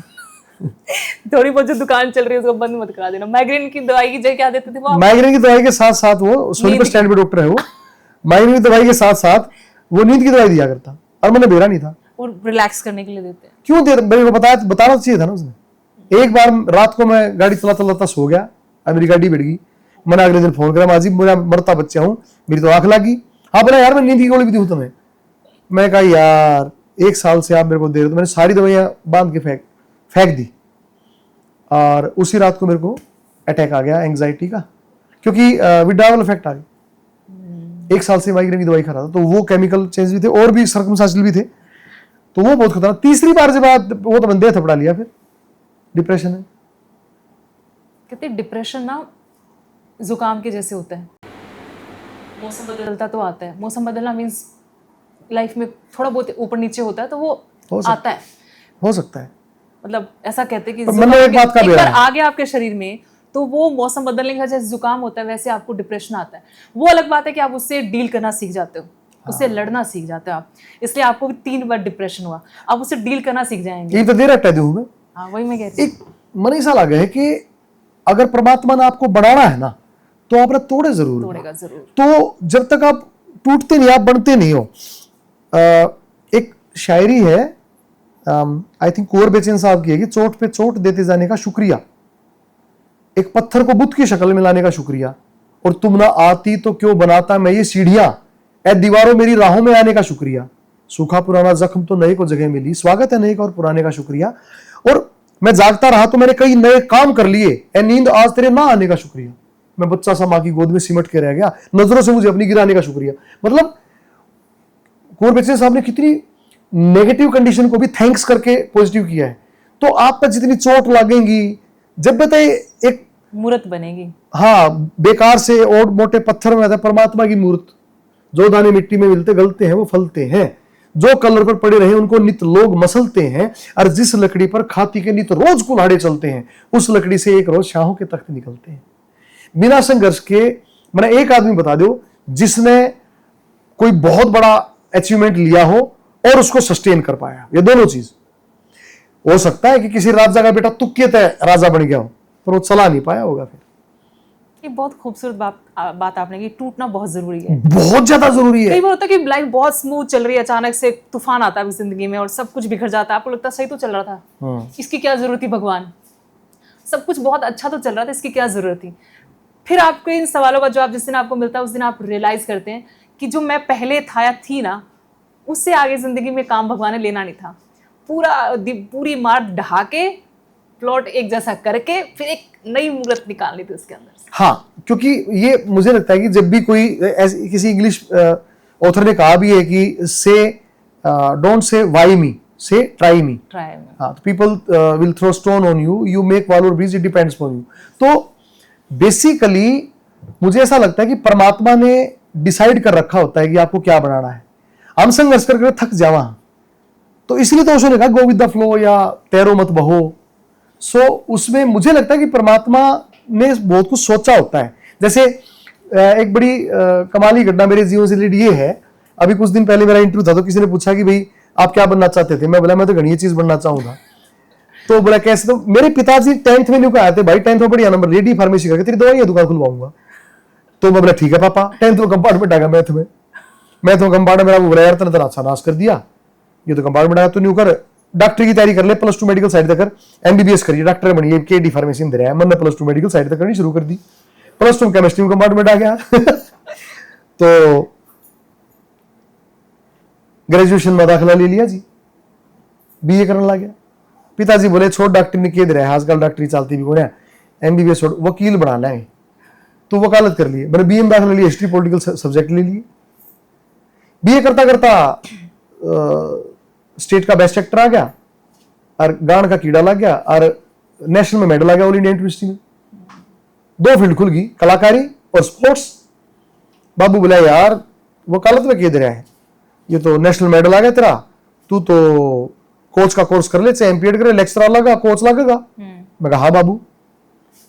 मैंने एमपीएड का फॉर्म भर दिया नेशनल स्कूल ऑफ ड्रामा बाजिया में, एनएसडी दाखिला लेने। अच्छा, वहां पे भी अप्लाई कर लिया था? अप्लाई कर दिया, सिलेक्शन हो गया। अच्छा, कितना मुश्किल होता है वहां पर? हाँ, 20 बच्चा, 19 बच्चे सिलेक्ट होते हैं हर साल। निर्मल पांडे मेरे सीनियर थे, उन्होंने मेरी रैंकिंग भी ली थी उस टाइम, अब तो वो मतलब उनकी डेथ हो गई। तो बैंडिट क्वीन में विक्रम मल्ला का रोल किया, काफी लेजेंडरी एक्टर थे। तो लेकिन वहां से भाग आया, फिर मेरे तो पीछे थे नहीं। पिताजी ने कह दिया भाई उड़े ये करेगा डूमा डली, तो मैं तो पैसे ना दूं। 5,000 रुपये का खर्चा था उड़े दाखिले का, महीने का भी खर्चा था। उड़े तो भाग के और मैंने फिर एमपीएड में दाखिला ले लिया और एमपीएड में टॉप किया मैंने बाकायदा। और फिर मैं एनआईएस करने पटियाला चला गया, जो कोर्स का कोर्स होता है। फिर जर्नलिज्म की मैंने, तो उसके बाद किरदार तो ऐसे जी गए आप। हाँ, उसके बाद मैं मास्टर लग गया जाट स्कूल में, मैंने बच्चे पढ़ाए। फिर मैंने कॉलेज के बच्चे पढ़ाए, प्राध्यापक हो गया, मैं लेक्चरर लग गया। फिर डीपी लग गया? हाँ, डीपी लग गया मैं जाट सीनियर सेकेंडरी स्कूल में। फिर उसके बाद मैंने सरकारी नौकरी ज्वाइन कर ली पब्लिक रिलेशन डिपार्टमेंट में, तो सरकारी पत्रकारिता करी 20 साल। बट उसके दौरान मैं, आप ये देखिए, मैं इंडिया के पहले रियलिटी शो का विनर बना, मुंबई से टेलीकास्ट होता सुपरस्टार, संकी पांडे एंकर करते थे। वहां से मुंबई की चमक दमक देख के आए, तो अपनी सिंगिंग को और ज्यादा फ्लोरिश अपनी कर पाया मैं। उसके कारण से फिर प्रोफेशनल कैसेट्स, सॉन्ग्स और उसमें प्रसिद्धि आती गई, तो सरकार की नजर में आ गए। तो माननीय मनोहर लाल जी ने मुझे डेपुटेशन पे जो है एडिशनल डायरेक्टर हरियाणा कला परिषद बना दिया। अभी कोई और किरदार भी है जहन में कि मुझे ये करना है? छतरी संभालनी रह रही है। बाकी तो सारा कर गुजरे। नहीं, कुछ तो होगा, मतलब अभी आप इतने बड़े ओहदे पर यहाँ बैठे हुए, आसपास में मंत्री संतरी सब। मेरी दादी लोग कहती है अपने सपने बताने नहीं चाहिए, अच्छा। साकार ना होते। अच्छा, ऐसा है। हाँ। चलिए, हम ये दुआ करते हैं कि जो सपने देख रहे हैं आप, जो बुन रहे हैं अभी, वो साकार हो। वैसे मैं ओशो प्रेमी हूँ, तो गो विद द फ्लो है। सपने सुपने सारे पूरे हो लिए थे, तो अभी जैसा परमात्मा जो है कराएगा वैसा करेंगे। लेकिन ये बड़ा मैसेज है यूथ के लिए भी, जो छोटी छोटी बातों पे डिप्रेशन में चले जाते हैं आजकल की। मतलब वर्तमान में जीना चाहिए। ओशो क्या, हमारी गीता सब कुछ कहते हैं कि जो कुछ है आज में रहो। बहुत ज्यादा भूत की चिंता मत करो कि ये मेरे साथ वो घट गया था। फ्यूचर को लेके भी मत घबराओ कि कल क्या हो जाएगा। सबसे ज्यादा है कि जो चल रहा है उसको जियो, आनंद से आज जियो। में जीना है तो बहुत मुश्किल है, लेकिन कहना बार आसान बार है, से पर प्रैक्टिस करेगा आदमी। जो कर मेरी आदत हो रही है कि मैं जब कमरे से लेटूंगा तो लाइट बंद कर दूंगा, टॉयलेट में लाइट बंद कर दी, बाहर जा रहा हूं तो घर की लाइट सारी बंद कर दूंगा। अब ये चीज मेरे पापा ने सिखाई थी मेरे को पहले, अब वह चीज प्रैक्टिस में आ गई, तो अब मेरा बेटा भी वही कर रहा है। बिल्कुल। अब जैसे मैं बुक्स पढ़ता हूं, मेरे बुक है, और मैंने अपने बेटे को डेल कार्नेगी की how to make friend and win the people दी है। अच्छा। मैं तेरे को 5,000 रुपये दूंगा, तू इस बुक को 3 बार पढ़ ले, और फिर मैं तेरे को पूछ दूंगा अभी 5 ही, उसमें सिर्फ 5 पॉइंट है, ज्यादा कुछ है नहीं, बस तू 5 पॉइंट मैंने बता दिए। तो मुझको ऐसा लोभ देके सिखा रहा हूं। आजकल के माँ बाप किताबों से दोस्ती नहीं कराते अपने बच्चों की, उनकी इससे दोस्ती है। इसमें बच्चा क्या देख रहा है आपको पता भी नहीं है। छोटे छोटे बच्चे आत्महत्या करने लग रहे हैं। वही जो आपने कहा ना कि मैं ओशो को पढ़ता रहा और मेरा दिल दिमाग उसको नहीं ले पाया, सेम ऐसी बात है। गैजेट्स दे रहे हो, उसमें क्या कुछ नहीं है, और वो बच्चे का दिमाग उसको नहीं ले पाता। ये बेसिकली ये AK-47 है, ये मार देगी। ये बहुत खतरनाक चीज है। इसके अंदर आप गूगल पे कुछ भी लिख दो वही आ जाएगा। तो बच्चा वह चीज लिखेगा जिससे उसको इंस्टेंट मजा आवे। और आपको पता है इंस्टेंट मजा या तो पोर्न में है, या गन कल्चर में है, या नशे में है, या फिर कोई ऐसी वीडियो देखने में है जिससे आपको रोमांच उठे। इसीलिए तो ये जो बेकार कंटेंट है उसके इतने व्यूज आते हैं, अच्छे कंटेंट के नहीं आते। कोई तो देख रहा होता ना अपने समाज में। सब लोग बोलते कि ऐसा नहीं चलना चाहिए, ऐसा नहीं होना चाहिए, पर हमें से बैठा कोई तो देख रहा होगा, तभी तो व्यूज आते हैं। ये भी तो एक बड़ी बात है। मैं वही तो कह रहा हूं कि क्षणिक सुख के लिए और त्वरित आनंद के लिए इसका इस्तेमाल हो रहा है। एक टाइम पे आदमी के पास आनंद के लिए या एंटरटेनमेंट के लिए प्रयास करना पड़ता था। बुक स्टॉल पे जाना पड़ता था, 1 रुपये किराया लगता था लेके आने में बुक को, वह 1 के दिन में खत्म करनी पड़ जाती, नहीं तो फिर 2 रुपये किराया हो जाएगा। तो मैं खुद लेके आता था किराए पे पुस्तकें, पाठ्यक्रम की पुस्तकों के अलावा पुस्तकें पढ़ता। अब भी मैं पढ़ लेता हूँ, हालांकि कम समय मिलता, फिर भी पढ़ता हूँ, शौक है मेरा। लेकिन आजकल पढ़ने की जरूरत नहीं, गूगल पे मारो आ जाएगा, यूट्यूब पे मारो आ जाएगा। और अब तो एक और कमाल का काम आ गया।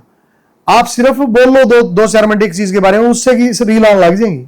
AI, artificial intelligence. हम तकनीक के ऐसे विभत्स दौर में, ऐसे खतरनाक दौर से गुजर रहे हैं जहां फेसबुक पे 5-5 हजार फ्रेंड है, पर अपने ही सगे भाई से बातचीत बंद है, और पड़ोस में दिक्कत है और आपको नींद आ रही तो अगली बारी आपकी। हमें खतरे का एहसास होना चाहिए। ये बहुत बड़ा खतरा है, इसमें लिमिट्स लगानी बहुत जरूरी है। आई थिंक ऑस्ट्रेलिया या जर्मनी, ऑस्ट्रेलिया में 16 साल से नीचे के बच्चे का तो बंद ही है मोबाइल यूज करना। अभी कानून मुझे लगता है आएगा कानून। अगर आप कोई ऐसा टूल गलती से भी मार्केट में ले आए हो जिसका दुरुपयोग हो सकता है, तो उस पर कानून बनेगा ही बनेगा। वो केवल संगीत पे लागू नहीं होता, नृत्य पे लागू नहीं होता, फिल्मों पे लागू नहीं होता। फिल्मों पे तो सेंसर लगाना पड़ा, पहले तो नहीं था। सेंसर क्यों लगाना पड़ा? क्योंकि फिल्मों में भी ये घुस गया था। अब देखो OTT पे सेंसरशिप नहीं है तो क्या हाल है? यही है, लगाना पड़ेगा सेंसर।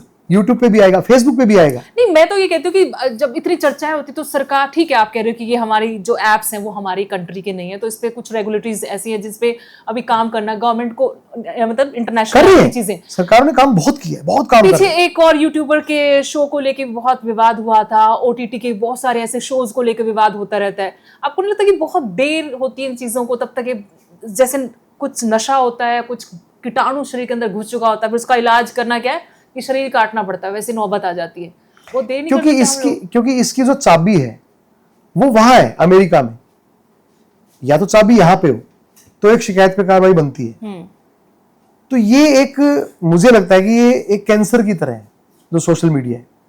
कोई भी लाइव किसी को गाली बक रहा है, कोई आधार नहीं है, फिर उसके खिलाफ केस करो, कोर्ट में लड़ते रहो, बाद में वो माफी मांगने के बाद खत्म हो जाएगी। अरे तुमने तो इज्जत ले ली उसकी चौराहे पे, समझ रहे हो आप? लेकिन इतना आसान हो गया कि सब एक दूसरे की इज्जत के गाक हो रहे हैं, कुछ भी कह रहे हैं बिना किसी सिर पैर के, कुछ भी कह रहे हैं। अपने अनुभव को अभी सबके है, मेरा क्या है? कल लाओ मैं आज शाम को आपके खिलाफ लाइव करता हूँ कि नैन साहब मेरे खिलाफ इंटू कर लेंगे, नैन साहब ये है, नैन साहब वो है।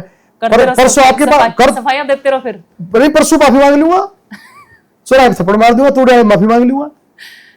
सो ये इसका मिसयूज 99% इसका मिसयूज हो रहा है, यूज नहीं हो रहा। और ये भी तो है कि जैसे हमारी पहले ही बातचीत हुई थी पॉडकास्ट से पहले कि लोग विवादित बातें सुनना देखना ज्यादा पसंद करते हैं। जैसे हो सकता है कि हमारा पॉडकास्ट किसी को क्या बातें कर रहे हैं, 99% बोलेंगे क्या बातें कर रहे हैं। एक मार्केट में आप घूमने निकले, आपके लेफ्ट में और राइट में दोनों तरफ चाट पकौड़ियों की दुकान है, एक फ्रूट की दुकान है, तो ज्यादा चांस आपके बच्चे चाट पकौड़ी की तरफ जाएंगे। एक तो जो हमारा यूट्यूबर समाज है, हालांकि आप भी यूट्यूबर हो लेकिन आप इन्फ्लुएंसर हो, लेकिन जो यूट्यूब पे सो कॉल्ड जर्नलिस्ट बन के जो न्यूज दे रहे हैं, उनकी न्यूज देखी है आपने? उनका लेवल, इधर पत्नी को बिठा लिया, इधर पति को बिठा लिया। हाँ जी क्या हो गया? वो पत्नी कह रही है मैंने पीटा है, वो नहीं कहे या अपनी माँ की बात मान रहे हैं। क्या कर रहे हो आप? एक घर के झगड़े का आनंद आप किसी दूसरे को दे रहे हो, जबकि वो झगड़ा आपके साथ भी कल को होगा। जो डायरेक्शन देने, जो एक चौथा स्तंभ कहते थे पत्रकारिता को, या उसमें यूट्यूबिंग नहीं आता। हाँ वही, लेकिन आजकल तो वहां पे भी चला गया ना सब कुछ। मैं कह रही लेकिन वो चौथा स्तंभ मैं नहीं मान सकता। हाँ वो तो नहीं, लेकिन ये एक डायरेक्शन देने का एक डायरेक्शन जरिया वैसे हो ही सकता है। आप ये देखो कि जो पत्रकारिता अच्छे संदेश के साथ ऑथेंटिक सूचना देती है वो पत्रकारिता है। आप कहीं भी जा रहे हो और किसी भी खबरों गोल गोल मैं अड़ा लिया हूं, मैं पहुंच लिया, हाँ आपको अधिकार नहीं है भाई। आप किसी की व्यक्तिगत जिंदगी में माइक घुसा रहे हो यार, क्या अधिकार है आपको? घर के झगड़े में सीधा ओशो से भगत सिंह आ गया आपके अंदर। मतलब अच्छा नहीं लगता, बुरा लगता है कि आप कैरेक्टर असैसिनेशन कर रहे हो केवल इसलिए कि आपके पास ये फ्री का एक फोन आ गया है और एक 300 रुपए का माइक आ गया है और लीड जोड़ के आप सीधा लग जाते हो, शुरू हो जाते हो। ऐसे नहीं है, कोई कानून नहीं है आपके ऊपर, कोई वो कानून आ रहा है धीरे धीरे इस पे, और काफी चीजें पाइपलाइन में हैं और हो भी रही हैं। बहुत सारे इंस्टाग्राम अकाउंट्स भी बैन किए जा रहे हैं सेंट्रल गवर्नमेंट का। नहीं, वो सेंट्रल गवर्नमेंट से ही क्योंकि इस तरह इंस्टाग्राम आप बैन नहीं कर सकते। आप बैन करके दिखाओ मेरा, नहीं हो सकता, ऐसे नहीं हो सकता। वो स्टेट गवर्नमेंट के लिए बड़ा मुश्किल हो जाता है। तो वो एक बल्क लेवल पे पूरे इंडिया में ही हो रहा है और पूरे वर्ल्ड में हो रहा है, ऐसा नहीं है, पूरी दुनिया में हो रहा है। हर देश की सरकार ने इस पे गंभीर चिंतन करके और इसको लेके गाइडलाइंस तैयार कर लिए। आप देखना बहुत जल्दी we will get the results, positive results. नहीं तो ये आप देखो ना, एक बच्चा लाइव आके फांसी खा के मर गया। मैंने वो वीडियो देखी, मेरा दिमाग खराब है, 2 दिन तक डिस्टर्ब रहा। आप अपनी आत्महत्या का लाइव प्रसारण कैसे कर सकते हो? अजीब बात है। एक मां अपनी बच्ची को एक 7वें फ्लोर की खिड़की के पास बैठा गई, वो बच्ची खड़ी होके बाहर गिर गई और मर गई। उस वीडियो के मिलियंस व्यू हुए हैं। आप एक मौत को लाइव कर रहे हो। कोई ब्लर नहीं करते, सारी संवेदनाएं तो हमारी वैसे ही मर चुकी हैं। ये समाज में बेसिकली पिछले कुछ 10-15 सालों में सूचना की गिरावट के दौर से हम गुजर रहे हैं। सूचना की गिरावट की सनसनी है सब जगह। सूचना तो है ही नहीं, पूरी खबर आप देख लो, उसके अंदर क्या निकलेगा, क्या मिलेगा आपको? इसलिए आप देखो ना, क्या मिलेगी? इसलिए आप देखो, ना सूचना है ना सच्चाई है उसमें। हाँ, और इसीलिए आप ये देखो कि डिप्रेशन बढ़ रहा है, फ्रस्ट्रेशन बढ़ रही है, क्राइम की मेंटेलिटी बढ़ रही है, नशे की सोच युवाओं में बढ़ रही है, जिसके लिए हमारी सरकार ने बहुत काम किया। साइक्लोथॉन इवेंट आयोजित किया है, युवाओं में खेल की भावना विकसित की है, सैकड़ों नर्सरियां गांव-गांव बांटी है। इसके अलावा भी हमारी सरकार युवाओं के लिए बहुत अलग अलग स्कीम्स लेके आ रही है। हम खुद अभी निंदाड़ा में 2 दिन बाद सांग उत्सव शुरू कर रहे हैं। आओ भाई युवाओं, देखो हमारा कल्चर देखो। और मैंने सांग में स्पेशली यह आदेश कर रखा है, अगर किसी ने अश्लीलता सांग में दिखाई तो मैं वो सांग चलने नहीं दूंगा। मैं जब बहुत साल पहले जब चंडीगढ़ यहाँ आई थी, तो चंडीगढ़ में सांग होता है। हाँ, टैगोर थिएटर हमारा ही टैगोर थिएटर डिपार्टमेंट यहाँ आके जब मैं पहली बार, तो मुझे तब पता लगा, क्योंकि पुलिस लाइन में मेरे बहुत सारे रिलेटिव्स हैं, तो वो बड़े क्रेज के साथ जाते थे कि सांग देखने जाएंगे हम ना। आज हमारी नाइट शिफ्ट नहीं है। तो मुझे उस टाइम बड़ा अच्छा लगा था कि जो चीजें गाँव में कभी होती थी, कम से कम यहाँ संजो कर रखी गई। ये छोटे छोटे प्रयास है, लेकिन ये छोटे छोटे प्रयास से ही कहते एक एक कदम से ही आप आगे मंजिल तक पहुंचे। अब आप एक बात बताओ कि ये प्रयास सरकार ही क्यों कर रही है? आप उन्हें बोल दो कि आप जाओ भैया, आप उन्हें बोल दो आप जाओ जाओ जाओ भाई जाओ। अब आप एक बात बताओ, ये प्रयास सरकार को ही क्यों करना पड़ रहा है? आम आदमी क्यों नहीं कर रहा? गौशाला में चंदा इकट्ठा करने के नाम पे, मंदिर में चंदा इकट्ठा करने के नाम पे, या गांव में भी किसी सामूहिक काम के लिए चंदा इकट्ठा करने के नाम पे कोई भोंडे नृत्य की वीडियो आपने देखी होंगी। लड़कियां किस तरह से नाचती हैं अश्लील नृत्य, उनका विरोध भी होता है। यानी कि संस्कृति को बचाए रखना, सभ्यता को बचाए रखना क्या सिर्फ सरकार की जिम्मेदारी है? क्या समाज की नहीं है? मुझे लगता है कहीं ना कहीं समाज अपने कर्तव्य से हिला है, सरकार नहीं हिली।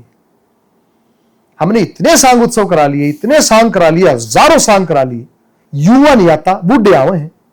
क्यों? क्योंकि यूथ को तो गंदे डांस मोबाइल पे दिख रहे हैं ना, उसको तो इस पे गंदा अश्लील कंटेंट मिल रहा है। मैं युवाओं को खास तौर से नाराजगी भरे स्वर में कह रहा हूं, मैं नाराज हूं इस बात से।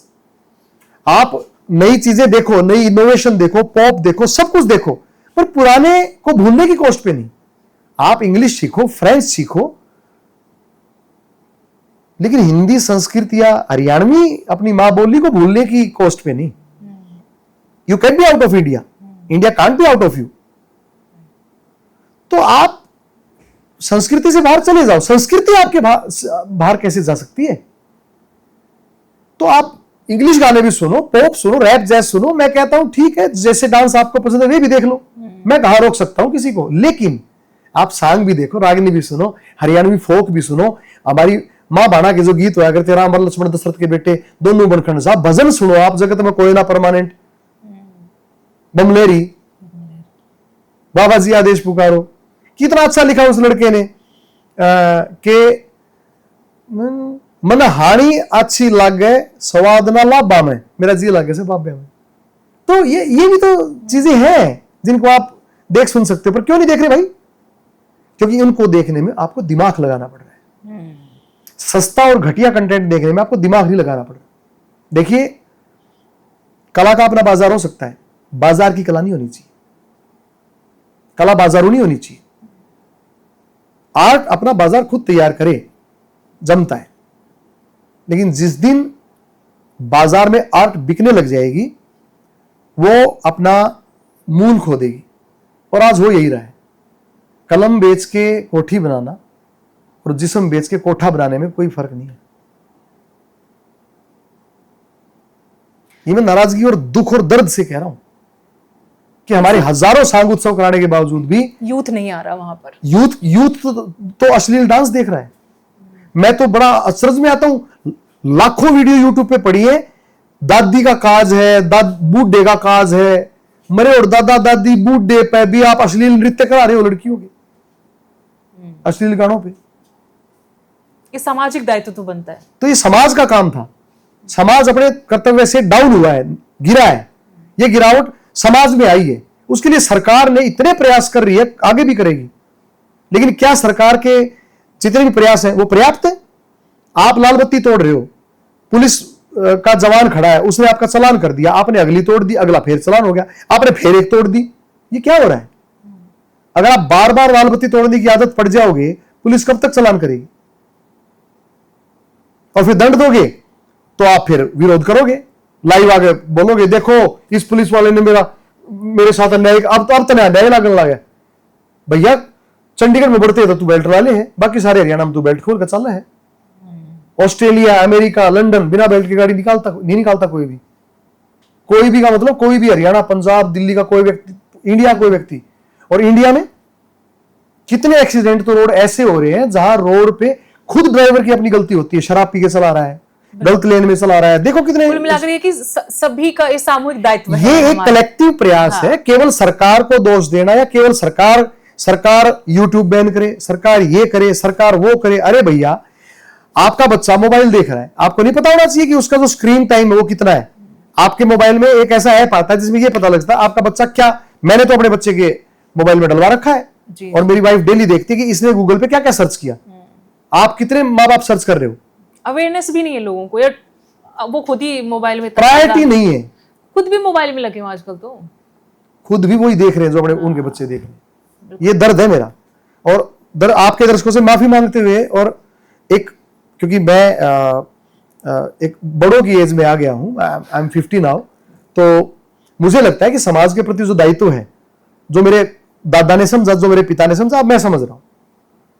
और मैं नहीं समझूंगा तो मेरा बेटा कैसे समझेगा? हम पे बैक टू सोसाइटी, समाज ने जो मुझे दिया मुझे उसे वापस करके जाना पड़ेगा मरने से पहले। तो मैं क्या दे रहा हूं? अगर मैं अच्छी बात नहीं करूंगा, अगर मैं इस तरह की बातें नहीं करूंगा, तो मुझे नहीं लगता कि, और भगत सिंह इसलिए आज भी रिलीवेंट है कि भगत सिंह ने ये बातें उस जमाने में 28 साल की उम्र में करी। इतना बौद्धिक व्यक्ति था वो, इतना बौद्धिक व्यक्ति, इतना इंटेलेक्चुअल। लेकिन उससे भी हमारी यूथ बहुत दूर चली गई, कट गई है। लेकिन आज हमने ज्यादा विवादित मुद्दों पे बात नहीं की। मुझे लगता है कुछ दिशा दशा तो मिलेगी इस पॉडकास्ट से लोगों को, कुछ तो कोई सीख के जाएगा। हमारी कोशिश थी कि हम थोड़ा पॉजिटिव बात करें, अच्छी बातें करें, होनी चाहिए। मुझे लगता है कि आप व्यूज भले ही कमाए, हाँ ये सच्चाई है। देखो भले ही कमाए। मैं पिछले 5 महीनों में 5 गाने दे चुका हूं। हाँ जी, मैंने सबसे पहले गाना लॉन्च किया, माँ बोली तो मैंने प्यार गणा, गिटपिट अंग्रेजी आती ना, मनमान से हरियाणी पे जो अंग्रेजा में भी आती ना, बर्गर में वो मजा नहीं जो मजा बाजरा खाने में, भाषा तो कोई आओ से पर मजा से देसी गाने में। मैंने कहा शूट किया, वो मैंने शूट किया ऑस्ट्रेलिया, सिडनी, और उसका सिंक शूट किया कनाडा, और उसके व्यूज कितने हैं? 50,000। लेकिन मन नहीं, इसमें कोई दुख नहीं, चाहे 50 हो, मन ने अपना काम करना, I am doing my duty. दूसरा गाना जो मैंने दिया इसके बाद, वो दिया लावणी वर्सेस प्यार। तीसरा गाना मैंने दिया बाबा जी आदेश पुकारो। तो मैं एक लंबी फहरिस्त अपने यूट्यूब चैनल में डिसाइड किया है कि मैं हर 2 महीने में एक अच्छा गाना अपने यूट्यूब चैनल में दूंगा। हिट हो फ्लॉप हो मुझे कोई मतलब नहीं, मैं कला का बाजार खड़ा कर रहा हूं, बाजारू कला नहीं बेच रहा हूं। मैंने अपनी कला को धंधा नहीं बनाया है। मैं समाज में अच्छे गाने देता रहूंगा, अपने पैसे से देता रहूंगा, उनसे मेरे कुछ वापस आए चाहे मत आए। लेकिन बहुत सारे कलाकार ऐसे भी होंगे जिनके पास पैसा नहीं होगा, उनको सबसे पहले जरूरत होगी कि पैसा आ जाए, तो उसके लिए एक रास्ता वो भी तो अपनाते हैं कि कुछ ऐसा जो नहीं, तो उसके लिए कला यूज करनी जरूरी है। चप्पल बेच लो, केड़ा हीरा ढिला लो, ये कला तो साधना है। माँ को थोड़ा कोई बेच सकता है, धंधे तो बहुत से पैसा कमाना है, तो ये तो साधना है। इसको तो परमात्मा का आदेश मान के हमें इस्तेमाल करना चाहिए, सदुपयोगित करना चाहिए। कड़े शब्दों में इस बात की निंदा करता हूं कि जो पैसे के लिए कला का इस्तेमाल करता है। कला का इस्तेमाल पैसों के लिए कर रहे हो, मन के सुकून के लिए, अगले आदमी खुशी के लिए, ठीक है। अगर कोई खुश होकर उसमें पैसा भी दे रहा है तो पैसा भी आ जाएगा, लेकिन ये सोच के कि केवल पैसा ही कमाने के लिए मुझे कला है, वो फिर कला नहीं, वो धंधा है। तो फिर धंधा ही क्यों करो भाई? मारी कला बख्श दो यार, हाथ जोड़ कर रिक्वेस्ट है, मारी मां ने बख्श दो, मारी बाणा ने बख्श दो। एक पत्रकार ने मेरे से ऐसे ही क्वेश्चन किया था, मैंने कहा आपके कितने किले? बोले 8 किले। और राहुल अत्री पत्रकार हैं, मैंने कहा कितने किले? बोला 8 किले। माँ किले बेच दे। बोला ना। माँ क्यों? बोला मेरी माँ है धरती पर, या मेरी माँ है कला। मैंने छोड़ उठा है जो इसमें खराबी लाया होगा तो, क्योंकि हम अपने आने वाली पीढ़ी को दे के क्या जा रहे हैं? ये यूट्यूब सारी उम्र रहेगा, इस पे यो जो आप बात कर रहे हैं सारी उम्र रहेगी।